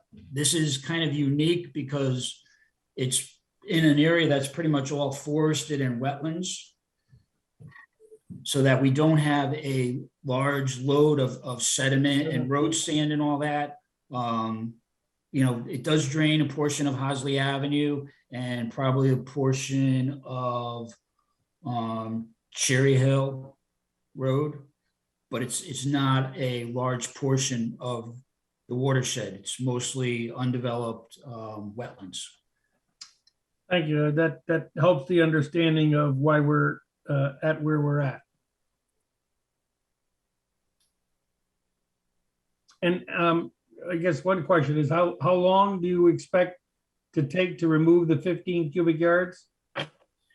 We're expecting probably 1 to 2 days to get access to it because there are trees and vegetation growing around it, and then 1 to 2 days, probably 1 day to remove the sediment, take it off site.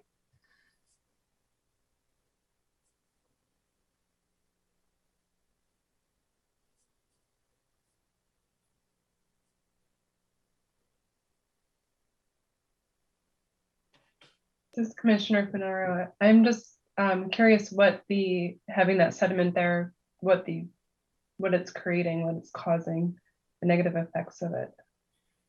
Well, right now, it's causing the loss of storage, of the ability to settle out the runoff that's coming into the lake there. We lose capacity of the system. We also have issues with, because of the amount of trees and leaves and everything there, you also have a water quality issue where, you know, the water is sitting there and ponding there, and it's really not flowing because it's kind of getting stagnant. I just had a follow-up question. Is there a plan for doing this every 20 years, or is there more of a, like, it'll happen more? Right now, once we do it now, it's not going to be on our to-do list for at least another 10 or 15 years, I would assume. Thank you.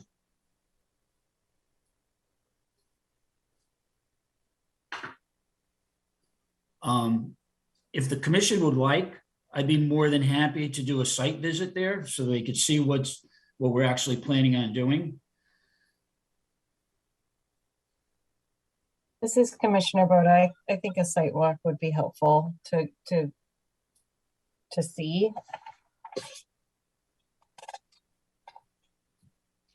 Commissioner Basserman, question, how accessible is the area that we would go to on the sidewalk? It's quite accessible. It's right next to our fishing dock. So there's an access road that we maintain from Hosley Avenue to the fishing dock, and the sedimentation basin is right there at the fishing dock. So it would be very easy to look at. Thank you.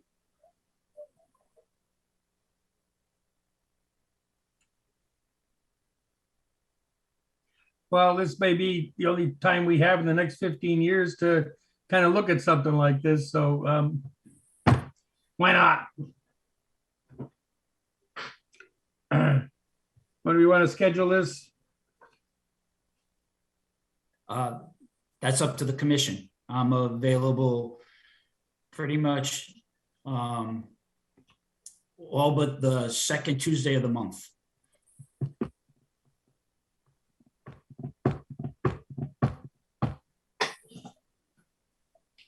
I don't think we have any other, oh, you might, no. This may be the only site walk that we have before the next meeting. You want to do it the same day as the meeting or schedule a separate event? Maybe, this is Commissioner Boda, maybe separate, gotta feed little humans over here before the meeting. What about the week before? Which would be? The second.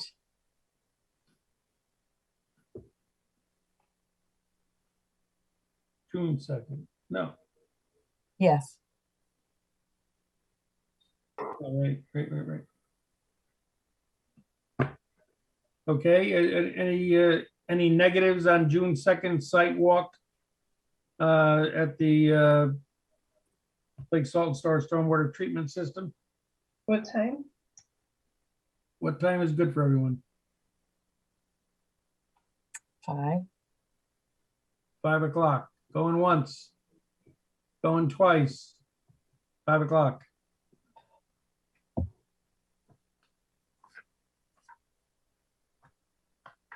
Okay. Thank you, Mr. Walters, for the information, and we look forward to seeing this one of a kind on the 2nd of June. Thank you. Have a good night. Yep. Thank you too. We have a couple enforcements. The second notice of violation of 20 Huntington Drive, the removal of trees and the placement of debris.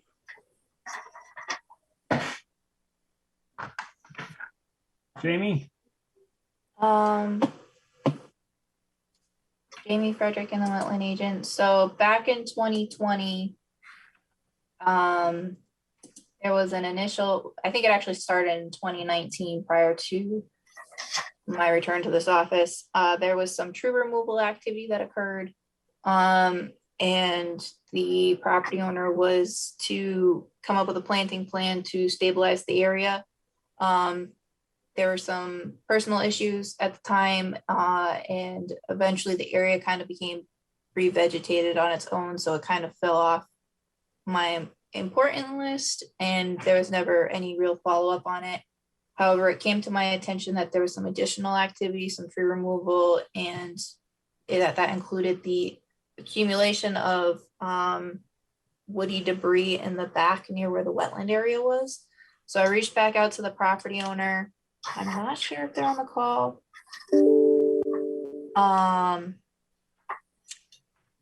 And they met with me on site, confirmed that there was some additional tree removal and there was some debris in the back of the site. They did submit a copy of a wetland report they had done back in 2018 after I met them on site, so I did not have that information available while I was on the site. And it looks to me like the vegetation was, or the woody debris was piled adjacent to the wetland, if not partially within the wetlands. So let me pull up the second notice of violation. So essentially what I told him to do was install erosion controls, which I did drive by the site today and I did not see any erosion controls installed. I have been out of the office for the past week, so I've not been following up as closely as I might prior to a meeting. They contacted the soil scientist that did delineation back in 2018. I know that because they reached out to me for some more additional information, so I gave them a copy of this letter. They have not been out to the site yet and have not come up with an assessment and planting plan. So I was looking for a plan to restore any direct wetland or watercourse impacts that may have occurred, vegetate, stabilize the disturbed slopes on site and disturb areas located within 100 feet of a wetland or watercourse, and maintain the proposed plan to ensure success. And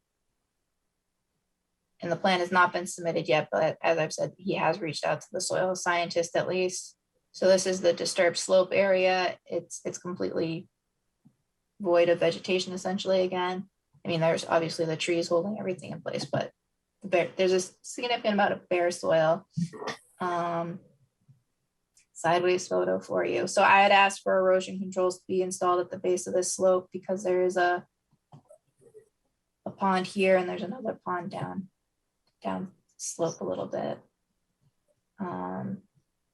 This is the second pond and this area is less disturbed, but there's a bit of a path that goes to the back. And then this is the woody debris that has just been kind of dumped down.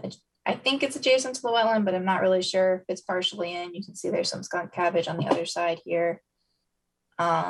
So as I said, I requested that the soil scientists go back out to the site to make an assessment as to whether there was any direct wetland impact, what would be the best course of action with this material, and a planting plan for the disturbed areas on site.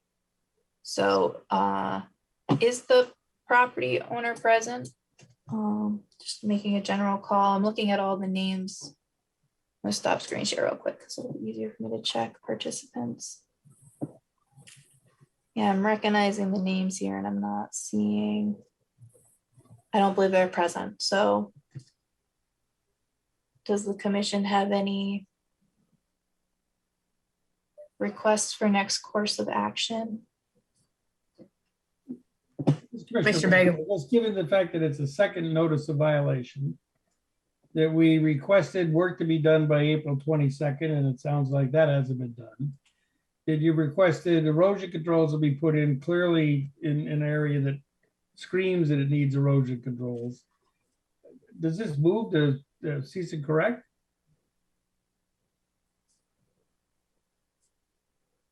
I think it wouldn't be complete. I don't think it would be out of line. I think alternatively, I can contact them and say, give him one more deadline before the meeting, and if it's not submitted by X date, and then that way the commission, it depends on how immediate the commission thinks that this needs to be addressed, I think. So there are no erosion controls. I also haven't observed any active erosion. Granted, I can't see the back of the site from the street. So, and he did reach out to the soil scientist. And So he knew he it was is, on the agenda tonight? he knew it was on the agenda tonight. He was sent a copy of the agenda. But so you have to send a cease and correct within 10 days of the meeting. So I could give him a deadline that would prime for sending the letter 10 days to have the meeting on June 9th. If the commission doesn't think it's an immediate concern, if they think it's an immediate concern, then I can, start drafting the letter and send it as soon as possible. And then we'd have to have a special meeting. Yeah, But he's also indicated that he hired somebody to do the erosion controls and they've backed out on him twice. I don't know what's going on there. So, I mean, if we give him a little bit of time and say, if you don't have it done by this date, you will be issued a cease and correct order. Might be, especially since when it says second notice of violation, this is the second notice following up from the June 2020 notice of violation. So,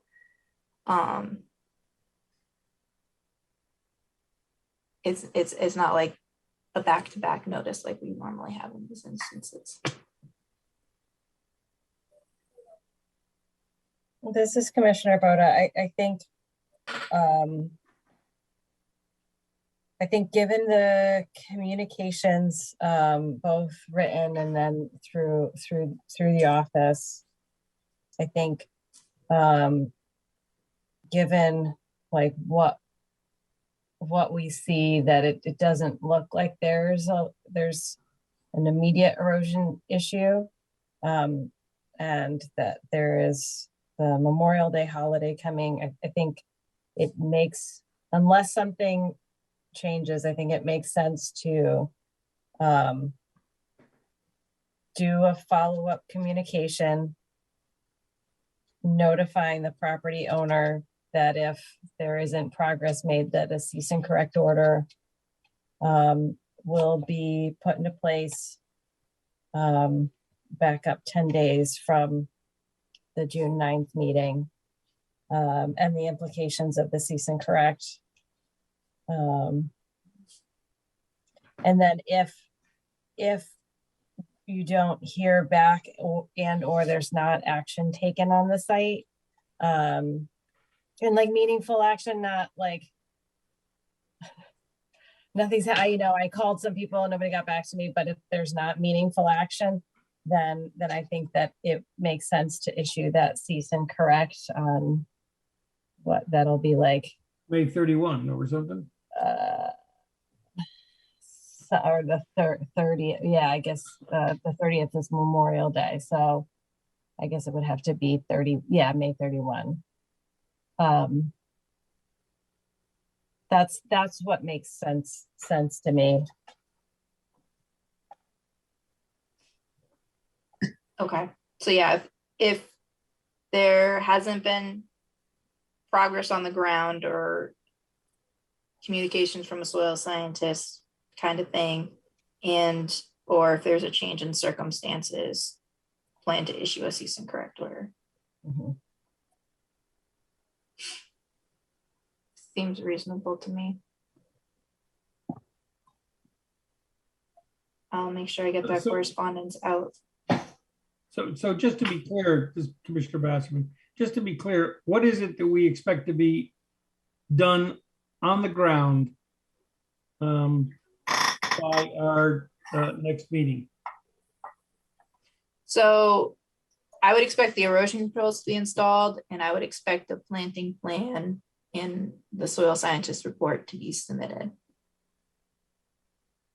for the commission to review. And so our correspondence will clearly state those three areas of action. Yeah, essentially I'll reiterate the things in the initial letter and say, giving you one more shot. make sure you get it submitted by this date or else a cease and correct order will be issued. Okay. And I think another reason why a cease and correct order might be reasonable to issue is if it's determined that there is in fact activity in the wetland, because then the commission's looking at restoring activity in the wetland. But we would have to get the findings from the soil scientist to determine that. Okay, that keeps us on firm jurisdictional ground. I agree. That makes sense to get that report before issuing the cease and correct.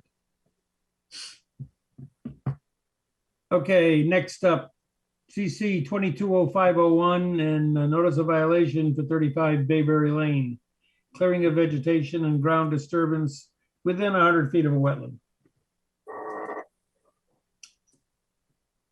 Just cause hearing and a review of the restoration plan. Do we have the homeowner on the call? We do.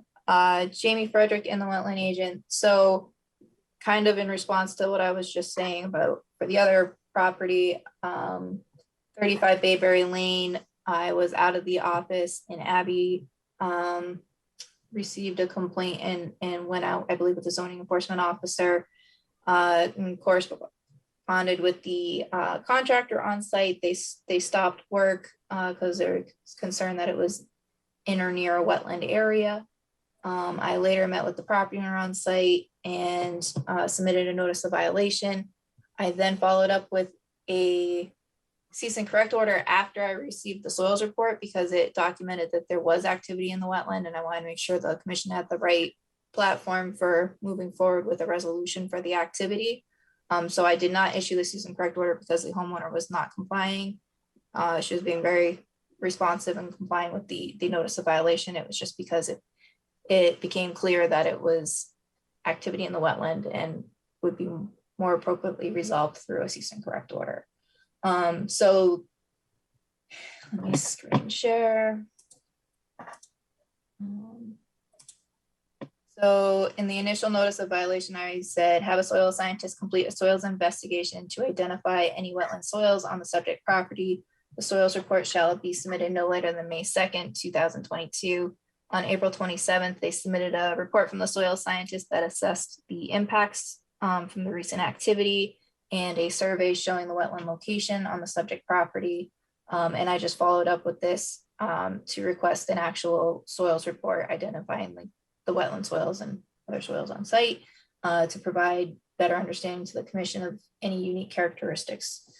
And then 2, reports should include a plan to stabilize and revegetate the disturbed area. If there was any direct wetland impact, a mitigation plan will be required.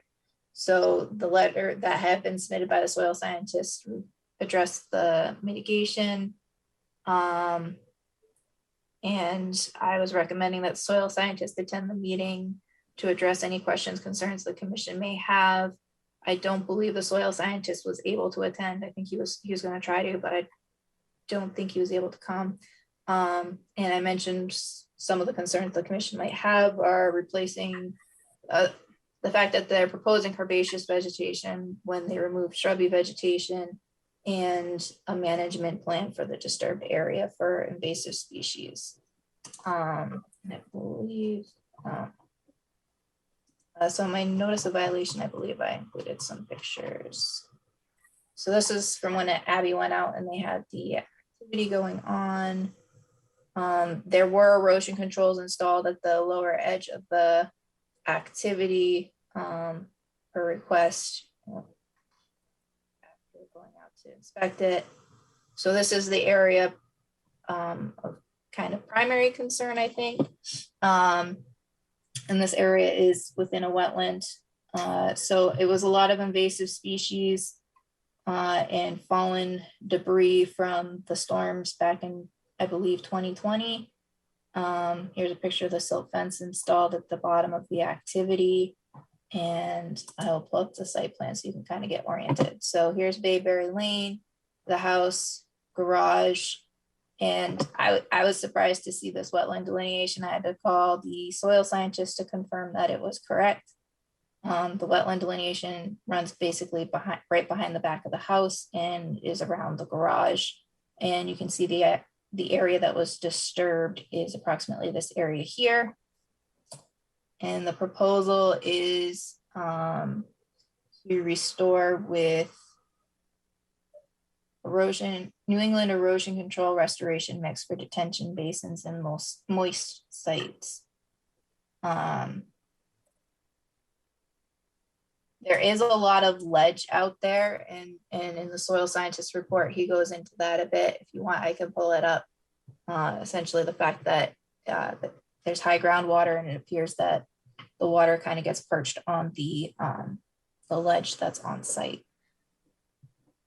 So I believe the homeowner is present. If you have any questions for them, and or if you have any questions for me.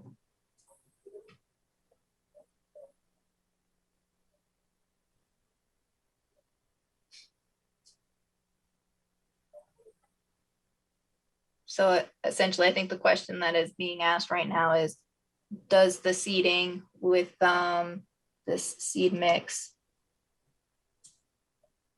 satisfy the commission's concerns for this area? Is there additional information that you want to see? And I believe, what was removed? What vegetation was removed? First of all, any trees? I'll let the homeowner respond to that question. Sure. So we had 2 storms come through in August of 2020, and my neighbor's tree fell behind my house in this area. A tree split and there was like hanging over my garage. And then I had 2 other trees lose like major limbs. So that had all fallen in this area in 2020. It was hard to find someone at that point to do cleanup. So it sat. So then these rose pricker things kind of grew up and around them. So what was removed was primarily the trees that had fallen in brush, but we had also taken what is an invasive species, these roses that had kind of grown up, because they grow up and then they go right back down into the ground. So they make these like little like pricker arches. So those went as well, but it was related to storm cleanup from 2020 and not anything else.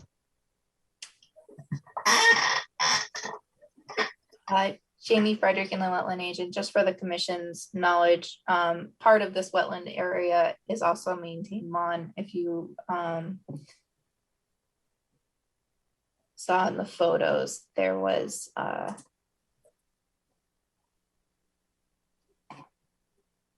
maybe I don't have that photo, but not all of it is. Behind the garage, it's maintained lawn, it looks like, by the silt fence. GIS map might help a little bit. So yeah, you can see here, this area is all lawn, and this is the area that was disturbed. So my primary concerns, thoughts for the commission would be the fact that, well, it was not a favorable but woody vegetation. There was woody vegetation that was removed. And then on the flip side of that is, how are they going to keep invasives out, and or are they going to keep invasives out from this area with the herbaceous vegetation coming in, particularly since I'm sure that, you know, they removed some, but I'm sure that there's more around providing a seed bank and it'll come back.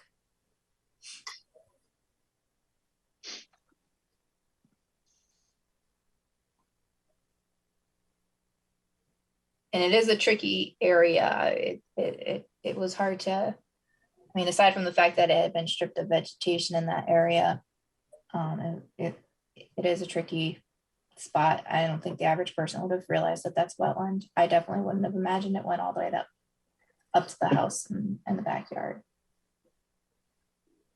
Commissioner Brown, Jamie, the area that you've identified as the area of disturbance, what's to the, and I'll just use north, what's to the north of that? Still in the contour, but above that darker area. This? Where's your cursor? I can't see it. Yeah, right there. What's that? That looks like a tree. Yeah, but that whole area, is it just woody? The soil scientist did not delineate the backside of the wetlands. Yeah, backside of there. What's that? It's probably wetlands, but it might not. Let me go back to the GIS map. I don't have numbers on these contours. My guess is it's wetland up to the property line, but I don't know if he assessed all the way back or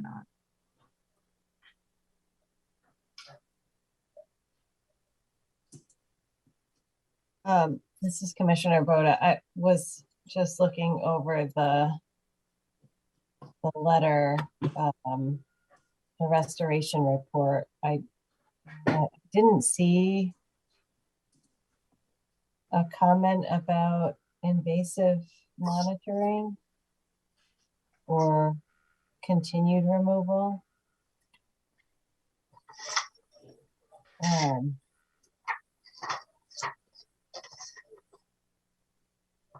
Is that, so what we have from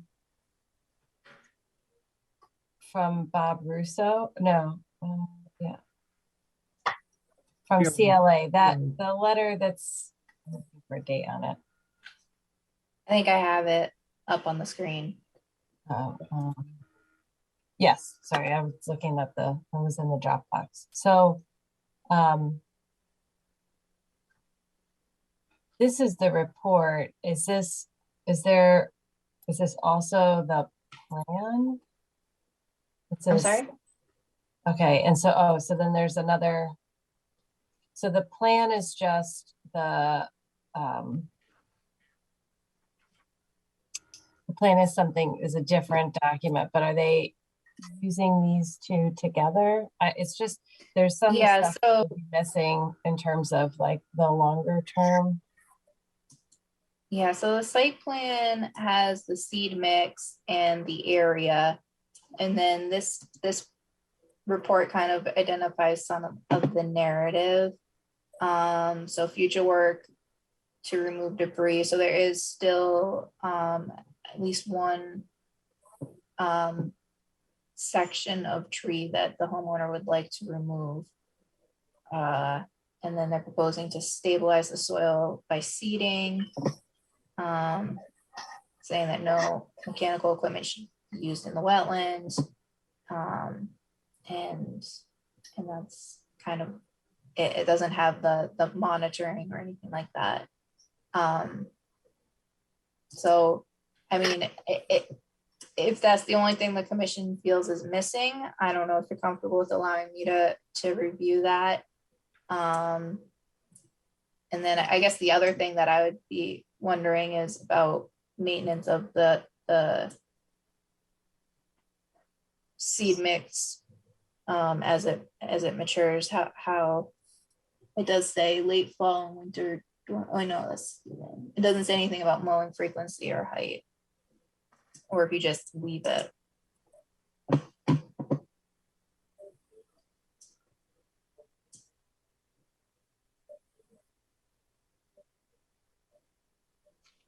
Yeah, this is Commissioner Boda. I think that information would be, that information should be included.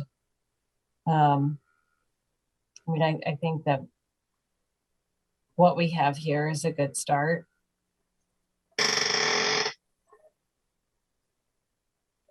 I think if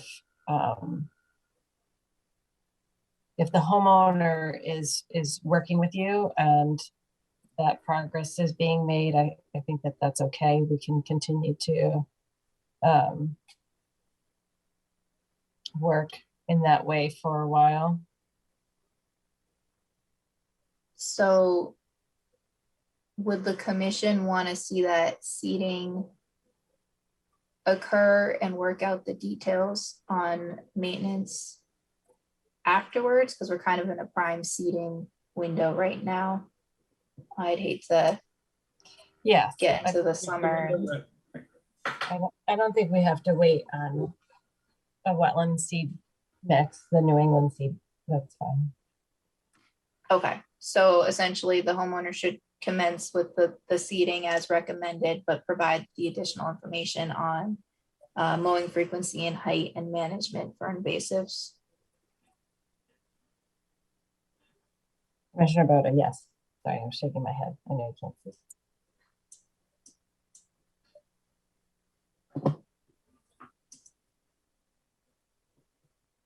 All right, does the homeowner have any questions for the commission at this time?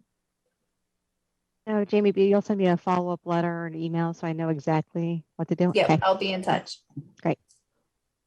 All right, thank you. And then we work together. Am I expected to attend the next meeting, or is this it? I don't think this is it, but It would be ideal if you can attend the next meeting. So that way, again, if the commission has any questions regarding what is submitted, you're there to respond to it. And or if you have any concerns with thoughts and conditions they might want to add to what you submit, you can, respond to that as well.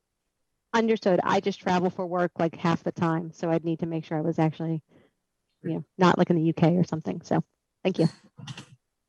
thank you for thinking ahead. Okay. Other business. Permit modification request for inland wetland 130603 Pool Lane subdivision. Oh my goodness. And All right. inland wetland 2011-03 65 Gould Lane. Jamie Frederick, inland wetland agent. I lost all of my. So this is a pretty minor modification. Essentially, this is to address kind of a drainage issue that arose. They're adding an additional yard drain and tying it into a yard drain that was approved on the plan. It outlets down to the wetland after going through a sediment chamber. But I did want the commission to take a quick look at it to see if you had any concerns or comments. I do think that this modification will help address some of the issues the contractor is having with stabilizing the area around the yard drain. So I'll pull up the site plan, and I believe the developer is present in case the commission has any questions or wants a site update. I've not been on site real recent because again, I've been out of the office for a week now. So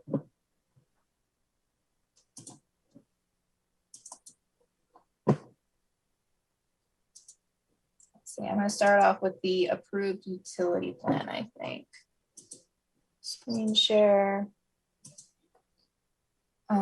So there's, I can't remember the numbers at this point. I think there's 10 residential single family lots, and then there's this condo property with 10 units on it. Majority of the single family residential lots are developed and fully seeded. The last time I was out, lot 17 still had a little bit of vegetation that needed to establish. And then kind of this area on lot 20 has been problematic because of the amount of flows that come down through here and the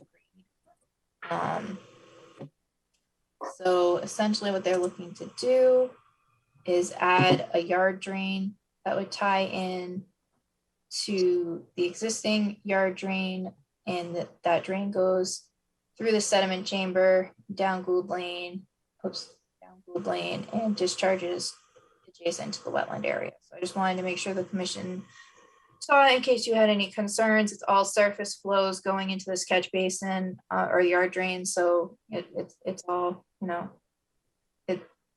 there is another yard drain that the homeowner installed above their patio, which is what this is right here. Let me pull up the actual site plan.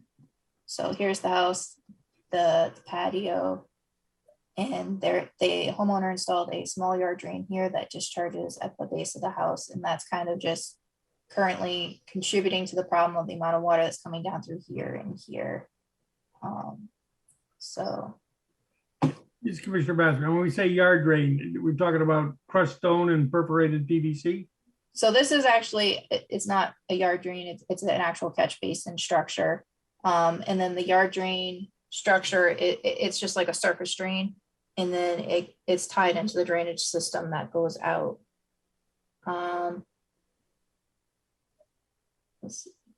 But it's a buried pipe. It is a buried pipe, yes. Yeah. Mr. Chairman, would it be appropriate if I chimed in here? As being the Sure. engineer of record. Thank you. For the record, my name is Ryan McAvoy. I'm a licensed professional engineer with SLR Consulting. And essentially what we're looking at in this plan is there's a fair amount of runoff that comes from adjacent properties across the front of this house. And they've had difficulty establishing their lawn in certain areas. And then this patio is constructed with a drain that kind of collects and just fires it into the backyard. And it just kind of, it causes problematic, rutting and rills and things like that. So what we're looking to do is essentially divert the runoff at the easterly portion of the property into a new structure and then pipe that underground to the drains that are present in the back of the property. I'd like to point out that there's no changes in drainage patterns with this. This is really just an effort to collect surface flow and get it to the rear of the property in a pipe rather than, causing problematic erosion down the backyard. And this would be a new trench? This would be a new pipe, new inlet structure and a new pipe. But again, all the water that we're collecting in this presently gets down to the rear of the property or to the left in your screen today. But it goes over the lawn, and what we're doing is we're going to pipe it so that it alleviates some of the, nuisance runoff that, causes problems with establishing the lawn. Commissioner Bassman, I guess, why wouldn't we tie in the patio drain to that new line? That was an improvement done by the homeowner after they got their certificate of occupancy. I wouldn't have drawn it up that way. But that's what they put in, and unfortunately there's just a 6-inch pipe in that little drain, so it's inadequate to convey the amount of water that comes through. Okay. So by our I'd call swale and new inlet, we're going to pull almost all the water that would get to that little drain and that little pipe and hard pipe it down all the way down to the back of the property into the existing drains. It's within areas that were permitted for disturbance for grading previously. It's so there's no changes to disturbed areas. There's no changes to drainage patterns, and there's no changes in the volume of runoff. It's all going to the same place. We're just trying to get it down in a more economical manner. So, Mr. McAvoy, I just wanted to ask, I understand, the volume doesn't change, and that we're following the same drainage patterns. And I recognize that this is like a barnacle on a whale, right? So like, this is just one tiny little piece, and thinking about time of concentration. And I recognize that this is a small piece, but I know that when we have a lot of barnacles on a whale, it starts to become problematic. So can you just talk a little bit about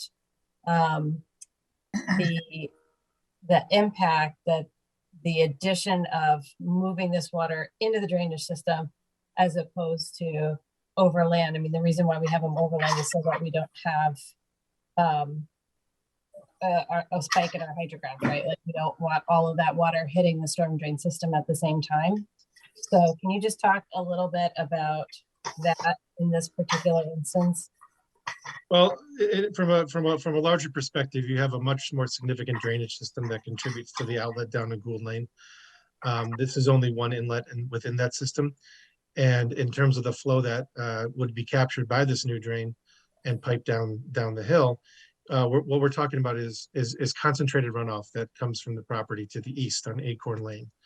So you have concentrated flow through surface swales and conveyance over a fairly steep gradient, not excessively steep, but certainly plenty of pitch going down to this drain. We're actually going to transfer that travel path through a flatter swale along the eastern portion of the property to our new inlet, and then it'll be piped in a concentrated manner to the inlet below. I mean, when we look at the overall impact of the watershed, I would look at the uppermost limits of this storm drainage system, which go all the way up Gould Lane over to Acorn. And this is just one piece of the puzzle. There should be no significant or noticeable changes in any overall hydrology as a result of this. We have reviewed it as well with the town engineering department, and they take no exception to the added structure. Thank you. So it's Commissioner Boda again. So I think I understand the need. I'm not gonna necessarily object to this particular solution. I mean, it seems reasonable. I think as a commission and as this project has come up many times before us with many issues, I would just, I think, as we go to make a motion for this issue to put within that we just need to be mindful of additional future requests for moving water quickly off of people's properties, because I do have concern where this is just one instance, but if we have other homeowners and we try to be fair and uniform and give the same answer for the same reason. So if we start to have, other homeowners tied into this system also wanting to move water off of their property very quickly, the system is not, there can be implications for the system that we wanted to avoid in the first place. I think in this particular case, if you're talking specifically about time of concentration, I would estimate that the order of magnitude and change may be a matter of under 15 seconds, just because of the grade of the property today, the amount of water that comes off. It's already in a concentrated flow pattern coming off the property next door, and having it run through a PVC pipe or a plastic pipe as opposed to a rather 10% grade lawn. It's really it's fractions of a minute, if that. So this drain is capturing runoff that gets on this property, and only this property. There are no other properties that are seeking to connect into this particular inlet. If they want to in the future, they'd have to get permission from the homeowner. Easements granted, and I would imagine have to come back before this commission. I think my Commissioner Boda, I think my concern wasn't necessarily about other homeowners tying into a particular line, but just other homeowners in general wanting to take similar actions, be contributing to the overall system. I think just for future, I think it's really for future, for documentation, for future reference, something to be mindful of. Okay.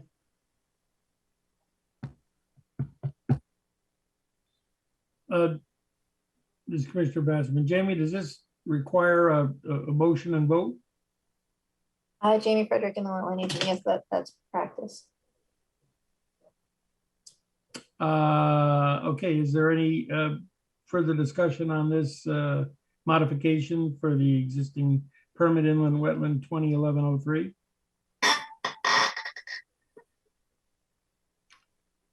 Does anybody want to make a motion?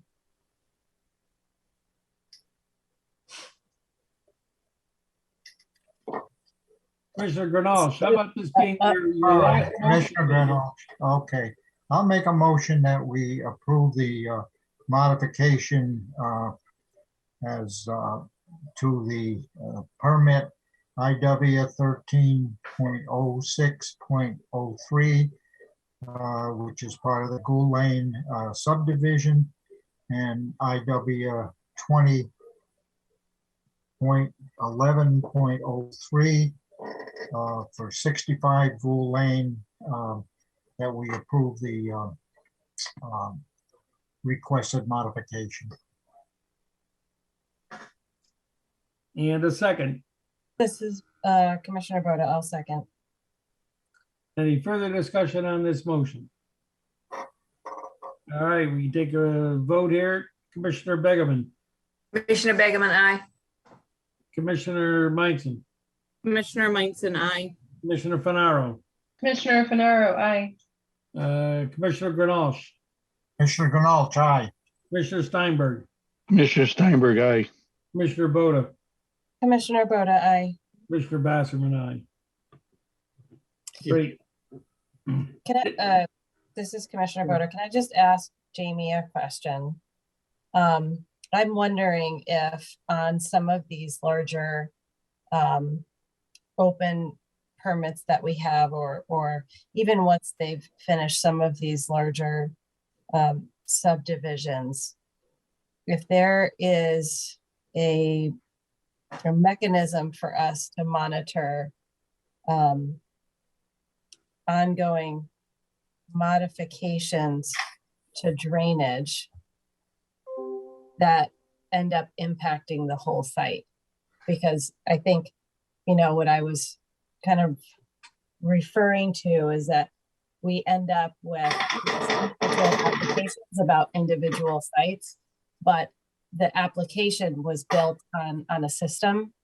And so, whether it's a fence here or there or a deck, I'm not referring to that. It's really about the drainage. And so that as we start to get these requests for modification to drainage, if there's a way to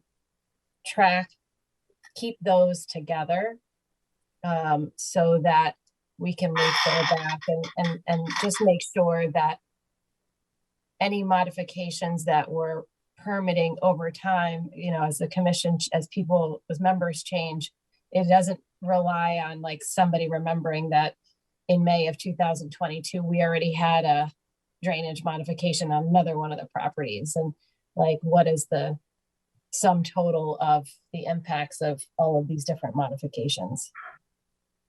Yeah, so Jamie Frederick and the Wetland agent, we do modifications to permits. We save that information with the original permit. So that way it's easy to reference and see that that's happening.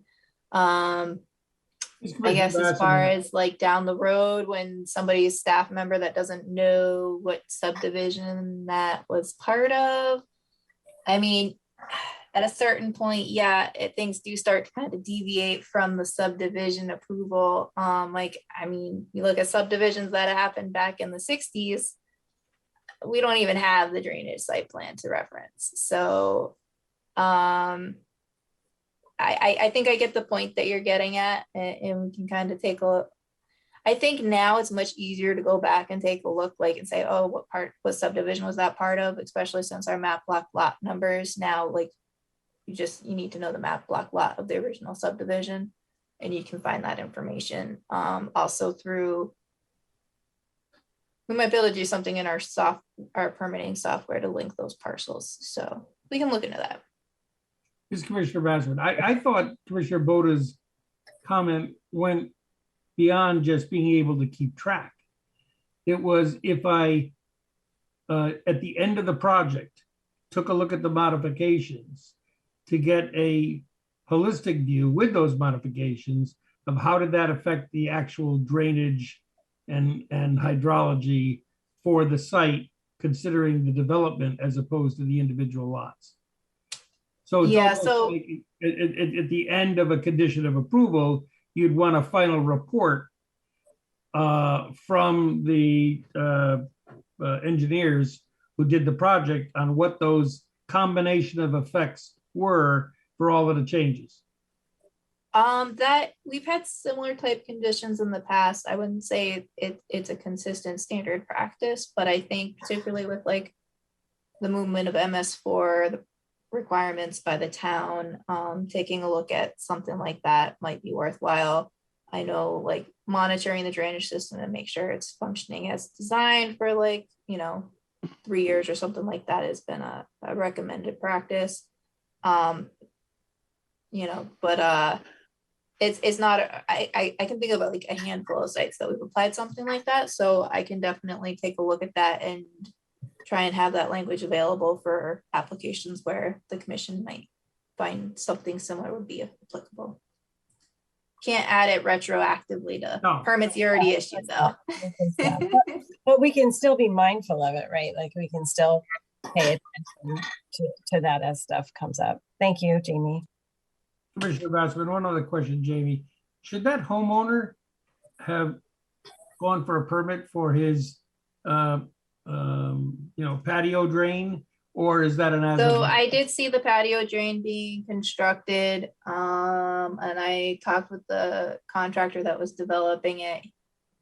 Because it surface drained, I didn't require a permit for it because it was really just piping at a short distance.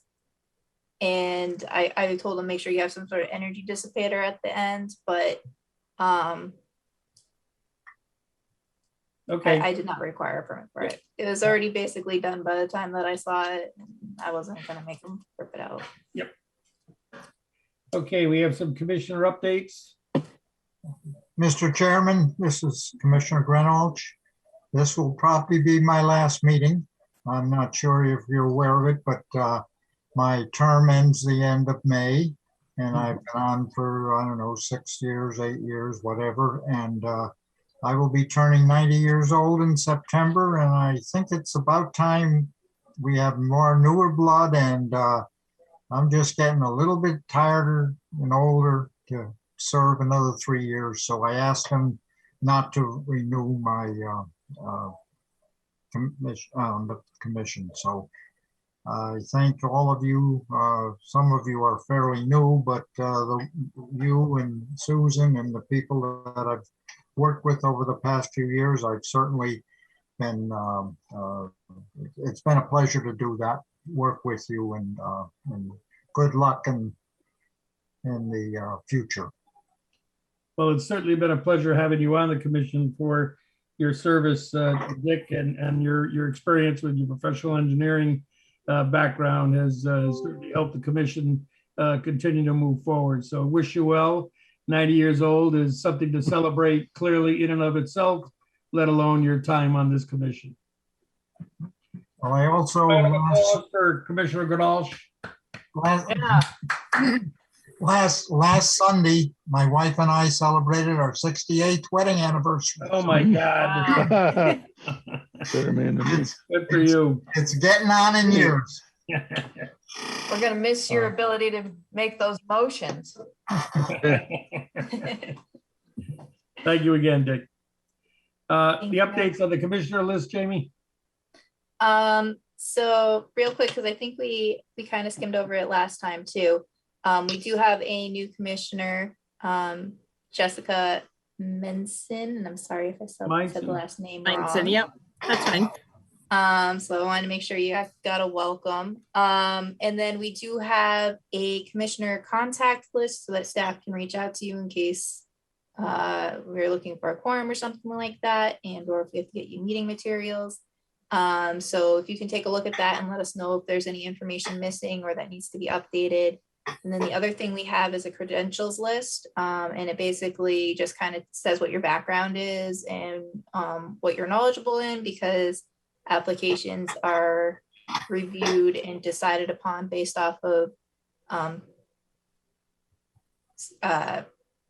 expert testimony. So if you end up being an expert on something that relates to an application, it gives us that documentation that we can put on the record so that we can also give it to the applicant so everyone's aware of what your expertise is. So when you say, you know, something about the drainage system and it turns out you're an engineer, people know they really need to take that seriously. Whereas if your background is not in engineering, maybe it's more of a passing comment. So if you have any updates or comments for that as well, please just shoot me an email. And if you have any questions, let me know. That's basically it for that. We have the North Branford adjacent municipality application notification, whatever that is. So we received notification of an application within North Branford within 500 feet of the town line. So they're required by statute to let us know. I'm trying to.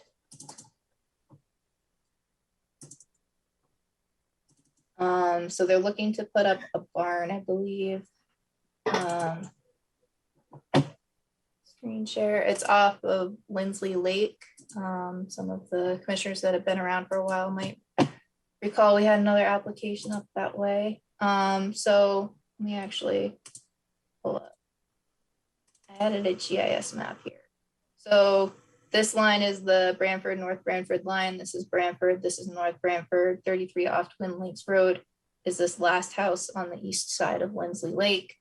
They have like another water course and pond area on the opposite side of their house. And then the water course continues. I don't know for sure which way the water course flows. I haven't looked at it that closely, but then there's this wetland complex that bridges the town line as well. So essentially, it's just in case the commission has any comments or concerns regarding impacts to wetlands within the town of Branford. So here's Lindsley Lake, here's the house, here's that pond area and the water course, and they're looking to put the structure kind of close to the spout. Looks like 16 feet off from the pond and 24 feet off from the water course. So I jumped back to the GIS map. I'd approximate it to be about here. So it's still pretty far away from the town boundary. Any commissioners have any questions, comments? Nope. Okay, our favorite area, regulation revisions. Public hearing is set for June 9th. And the location? Yeah, so I know the commission wants to meet remotely pending the extension of the legislation, which did get extended. There's no sunset date now. But I wanted to just clarify, does the commission want the public hearing for the regulation revisions to be remote or in person? We need to know for the legal notices. I think so. This is Commissioner Boda. I think one of the nice, I know not everybody's tech savvy, even after all of these like Zoom, whatever, but I know that one of the nice things about these remote meetings is that since you're screen sharing, everyone who's in the meeting can see exactly what we're looking at, which is really different than when we're sitting in a room, you know, like 10 feet away, 15 feet away from the people that are at the public hearing, and they're just sort of listening to us mumble about, or through microphones, whatever. But like, I don't know, I still feel like this is a more accessible format. I agree. I agree. This is Commissioner Panaro, and the numbers are high right now. Yeah. Okay, so if we've reaffirmed a Zoom meeting, I guess I had, this Commissioner Vassman, two questions, comments. One, in the order of the agenda, would we like to do the public hearing first on the regulations, given the fact that maybe there are some members of the public who are there only for the regulation revision? And the other thing is there anything that we should do differently when we discuss the regulations, given the fact that we have an electronic forum to do that with? I'm sorry, can you repeat that second question? Yeah, is there anything that we could do to, I don't want to say expedite the discussion of the regulation revisions, but it's different than, you know, looking at a site plan. We've got text and we've got changes. Do we provide a summary kind of thing so that there is at least maybe a way to focus attention on some of the things that matter, as opposed to the full text of the revisions that we're going through?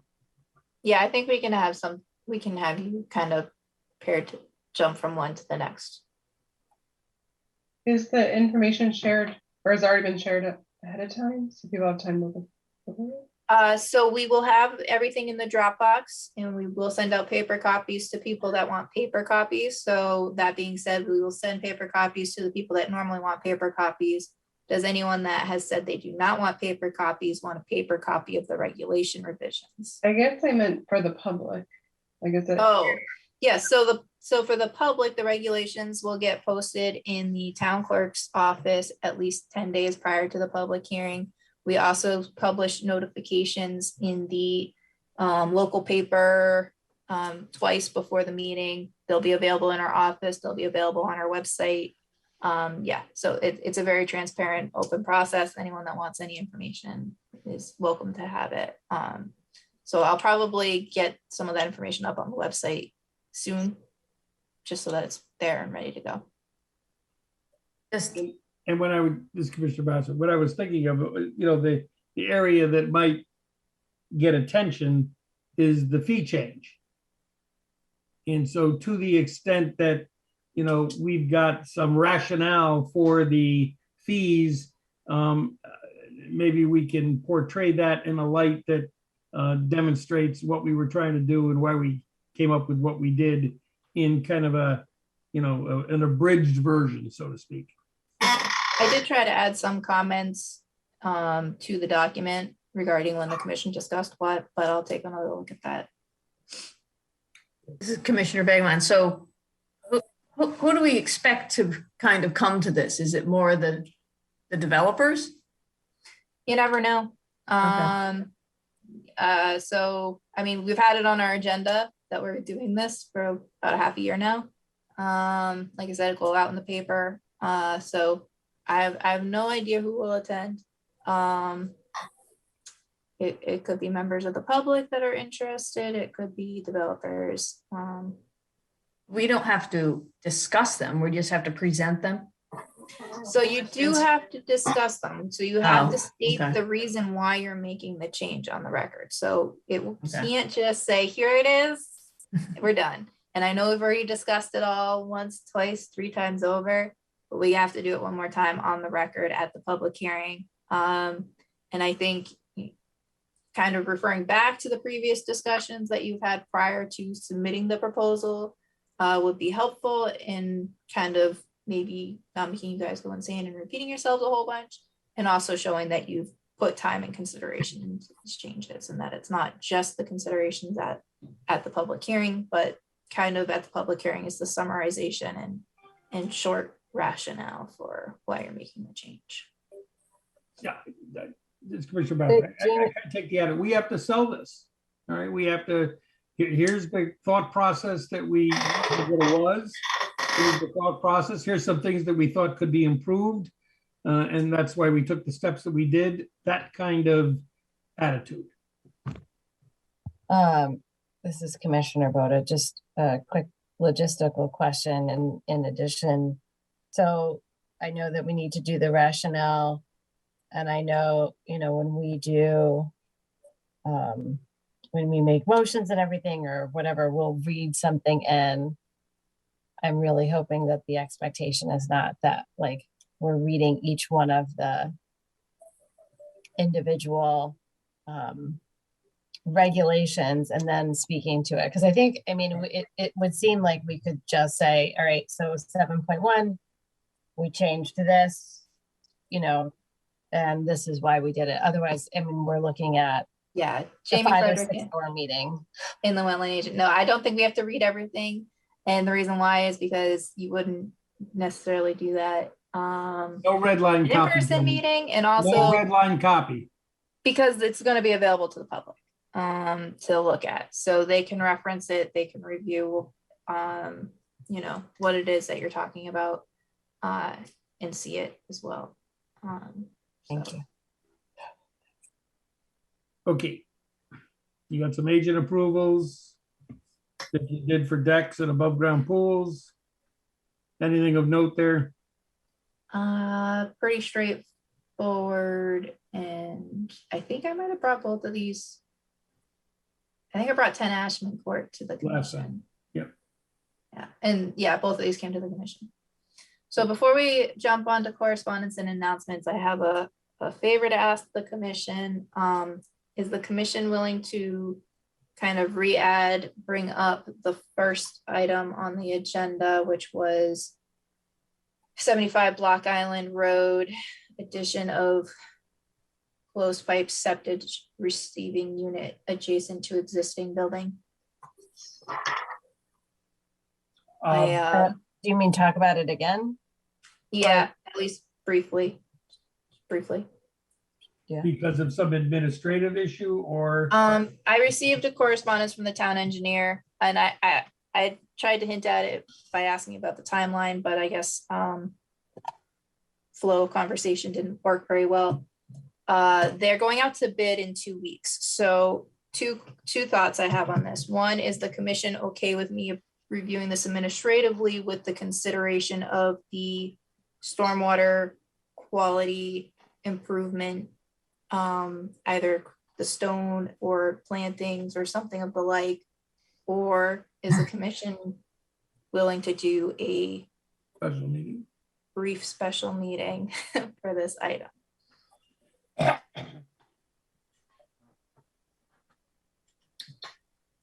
Commissioner Reynolds, I think that that could be handled administratively. I mean, it is a town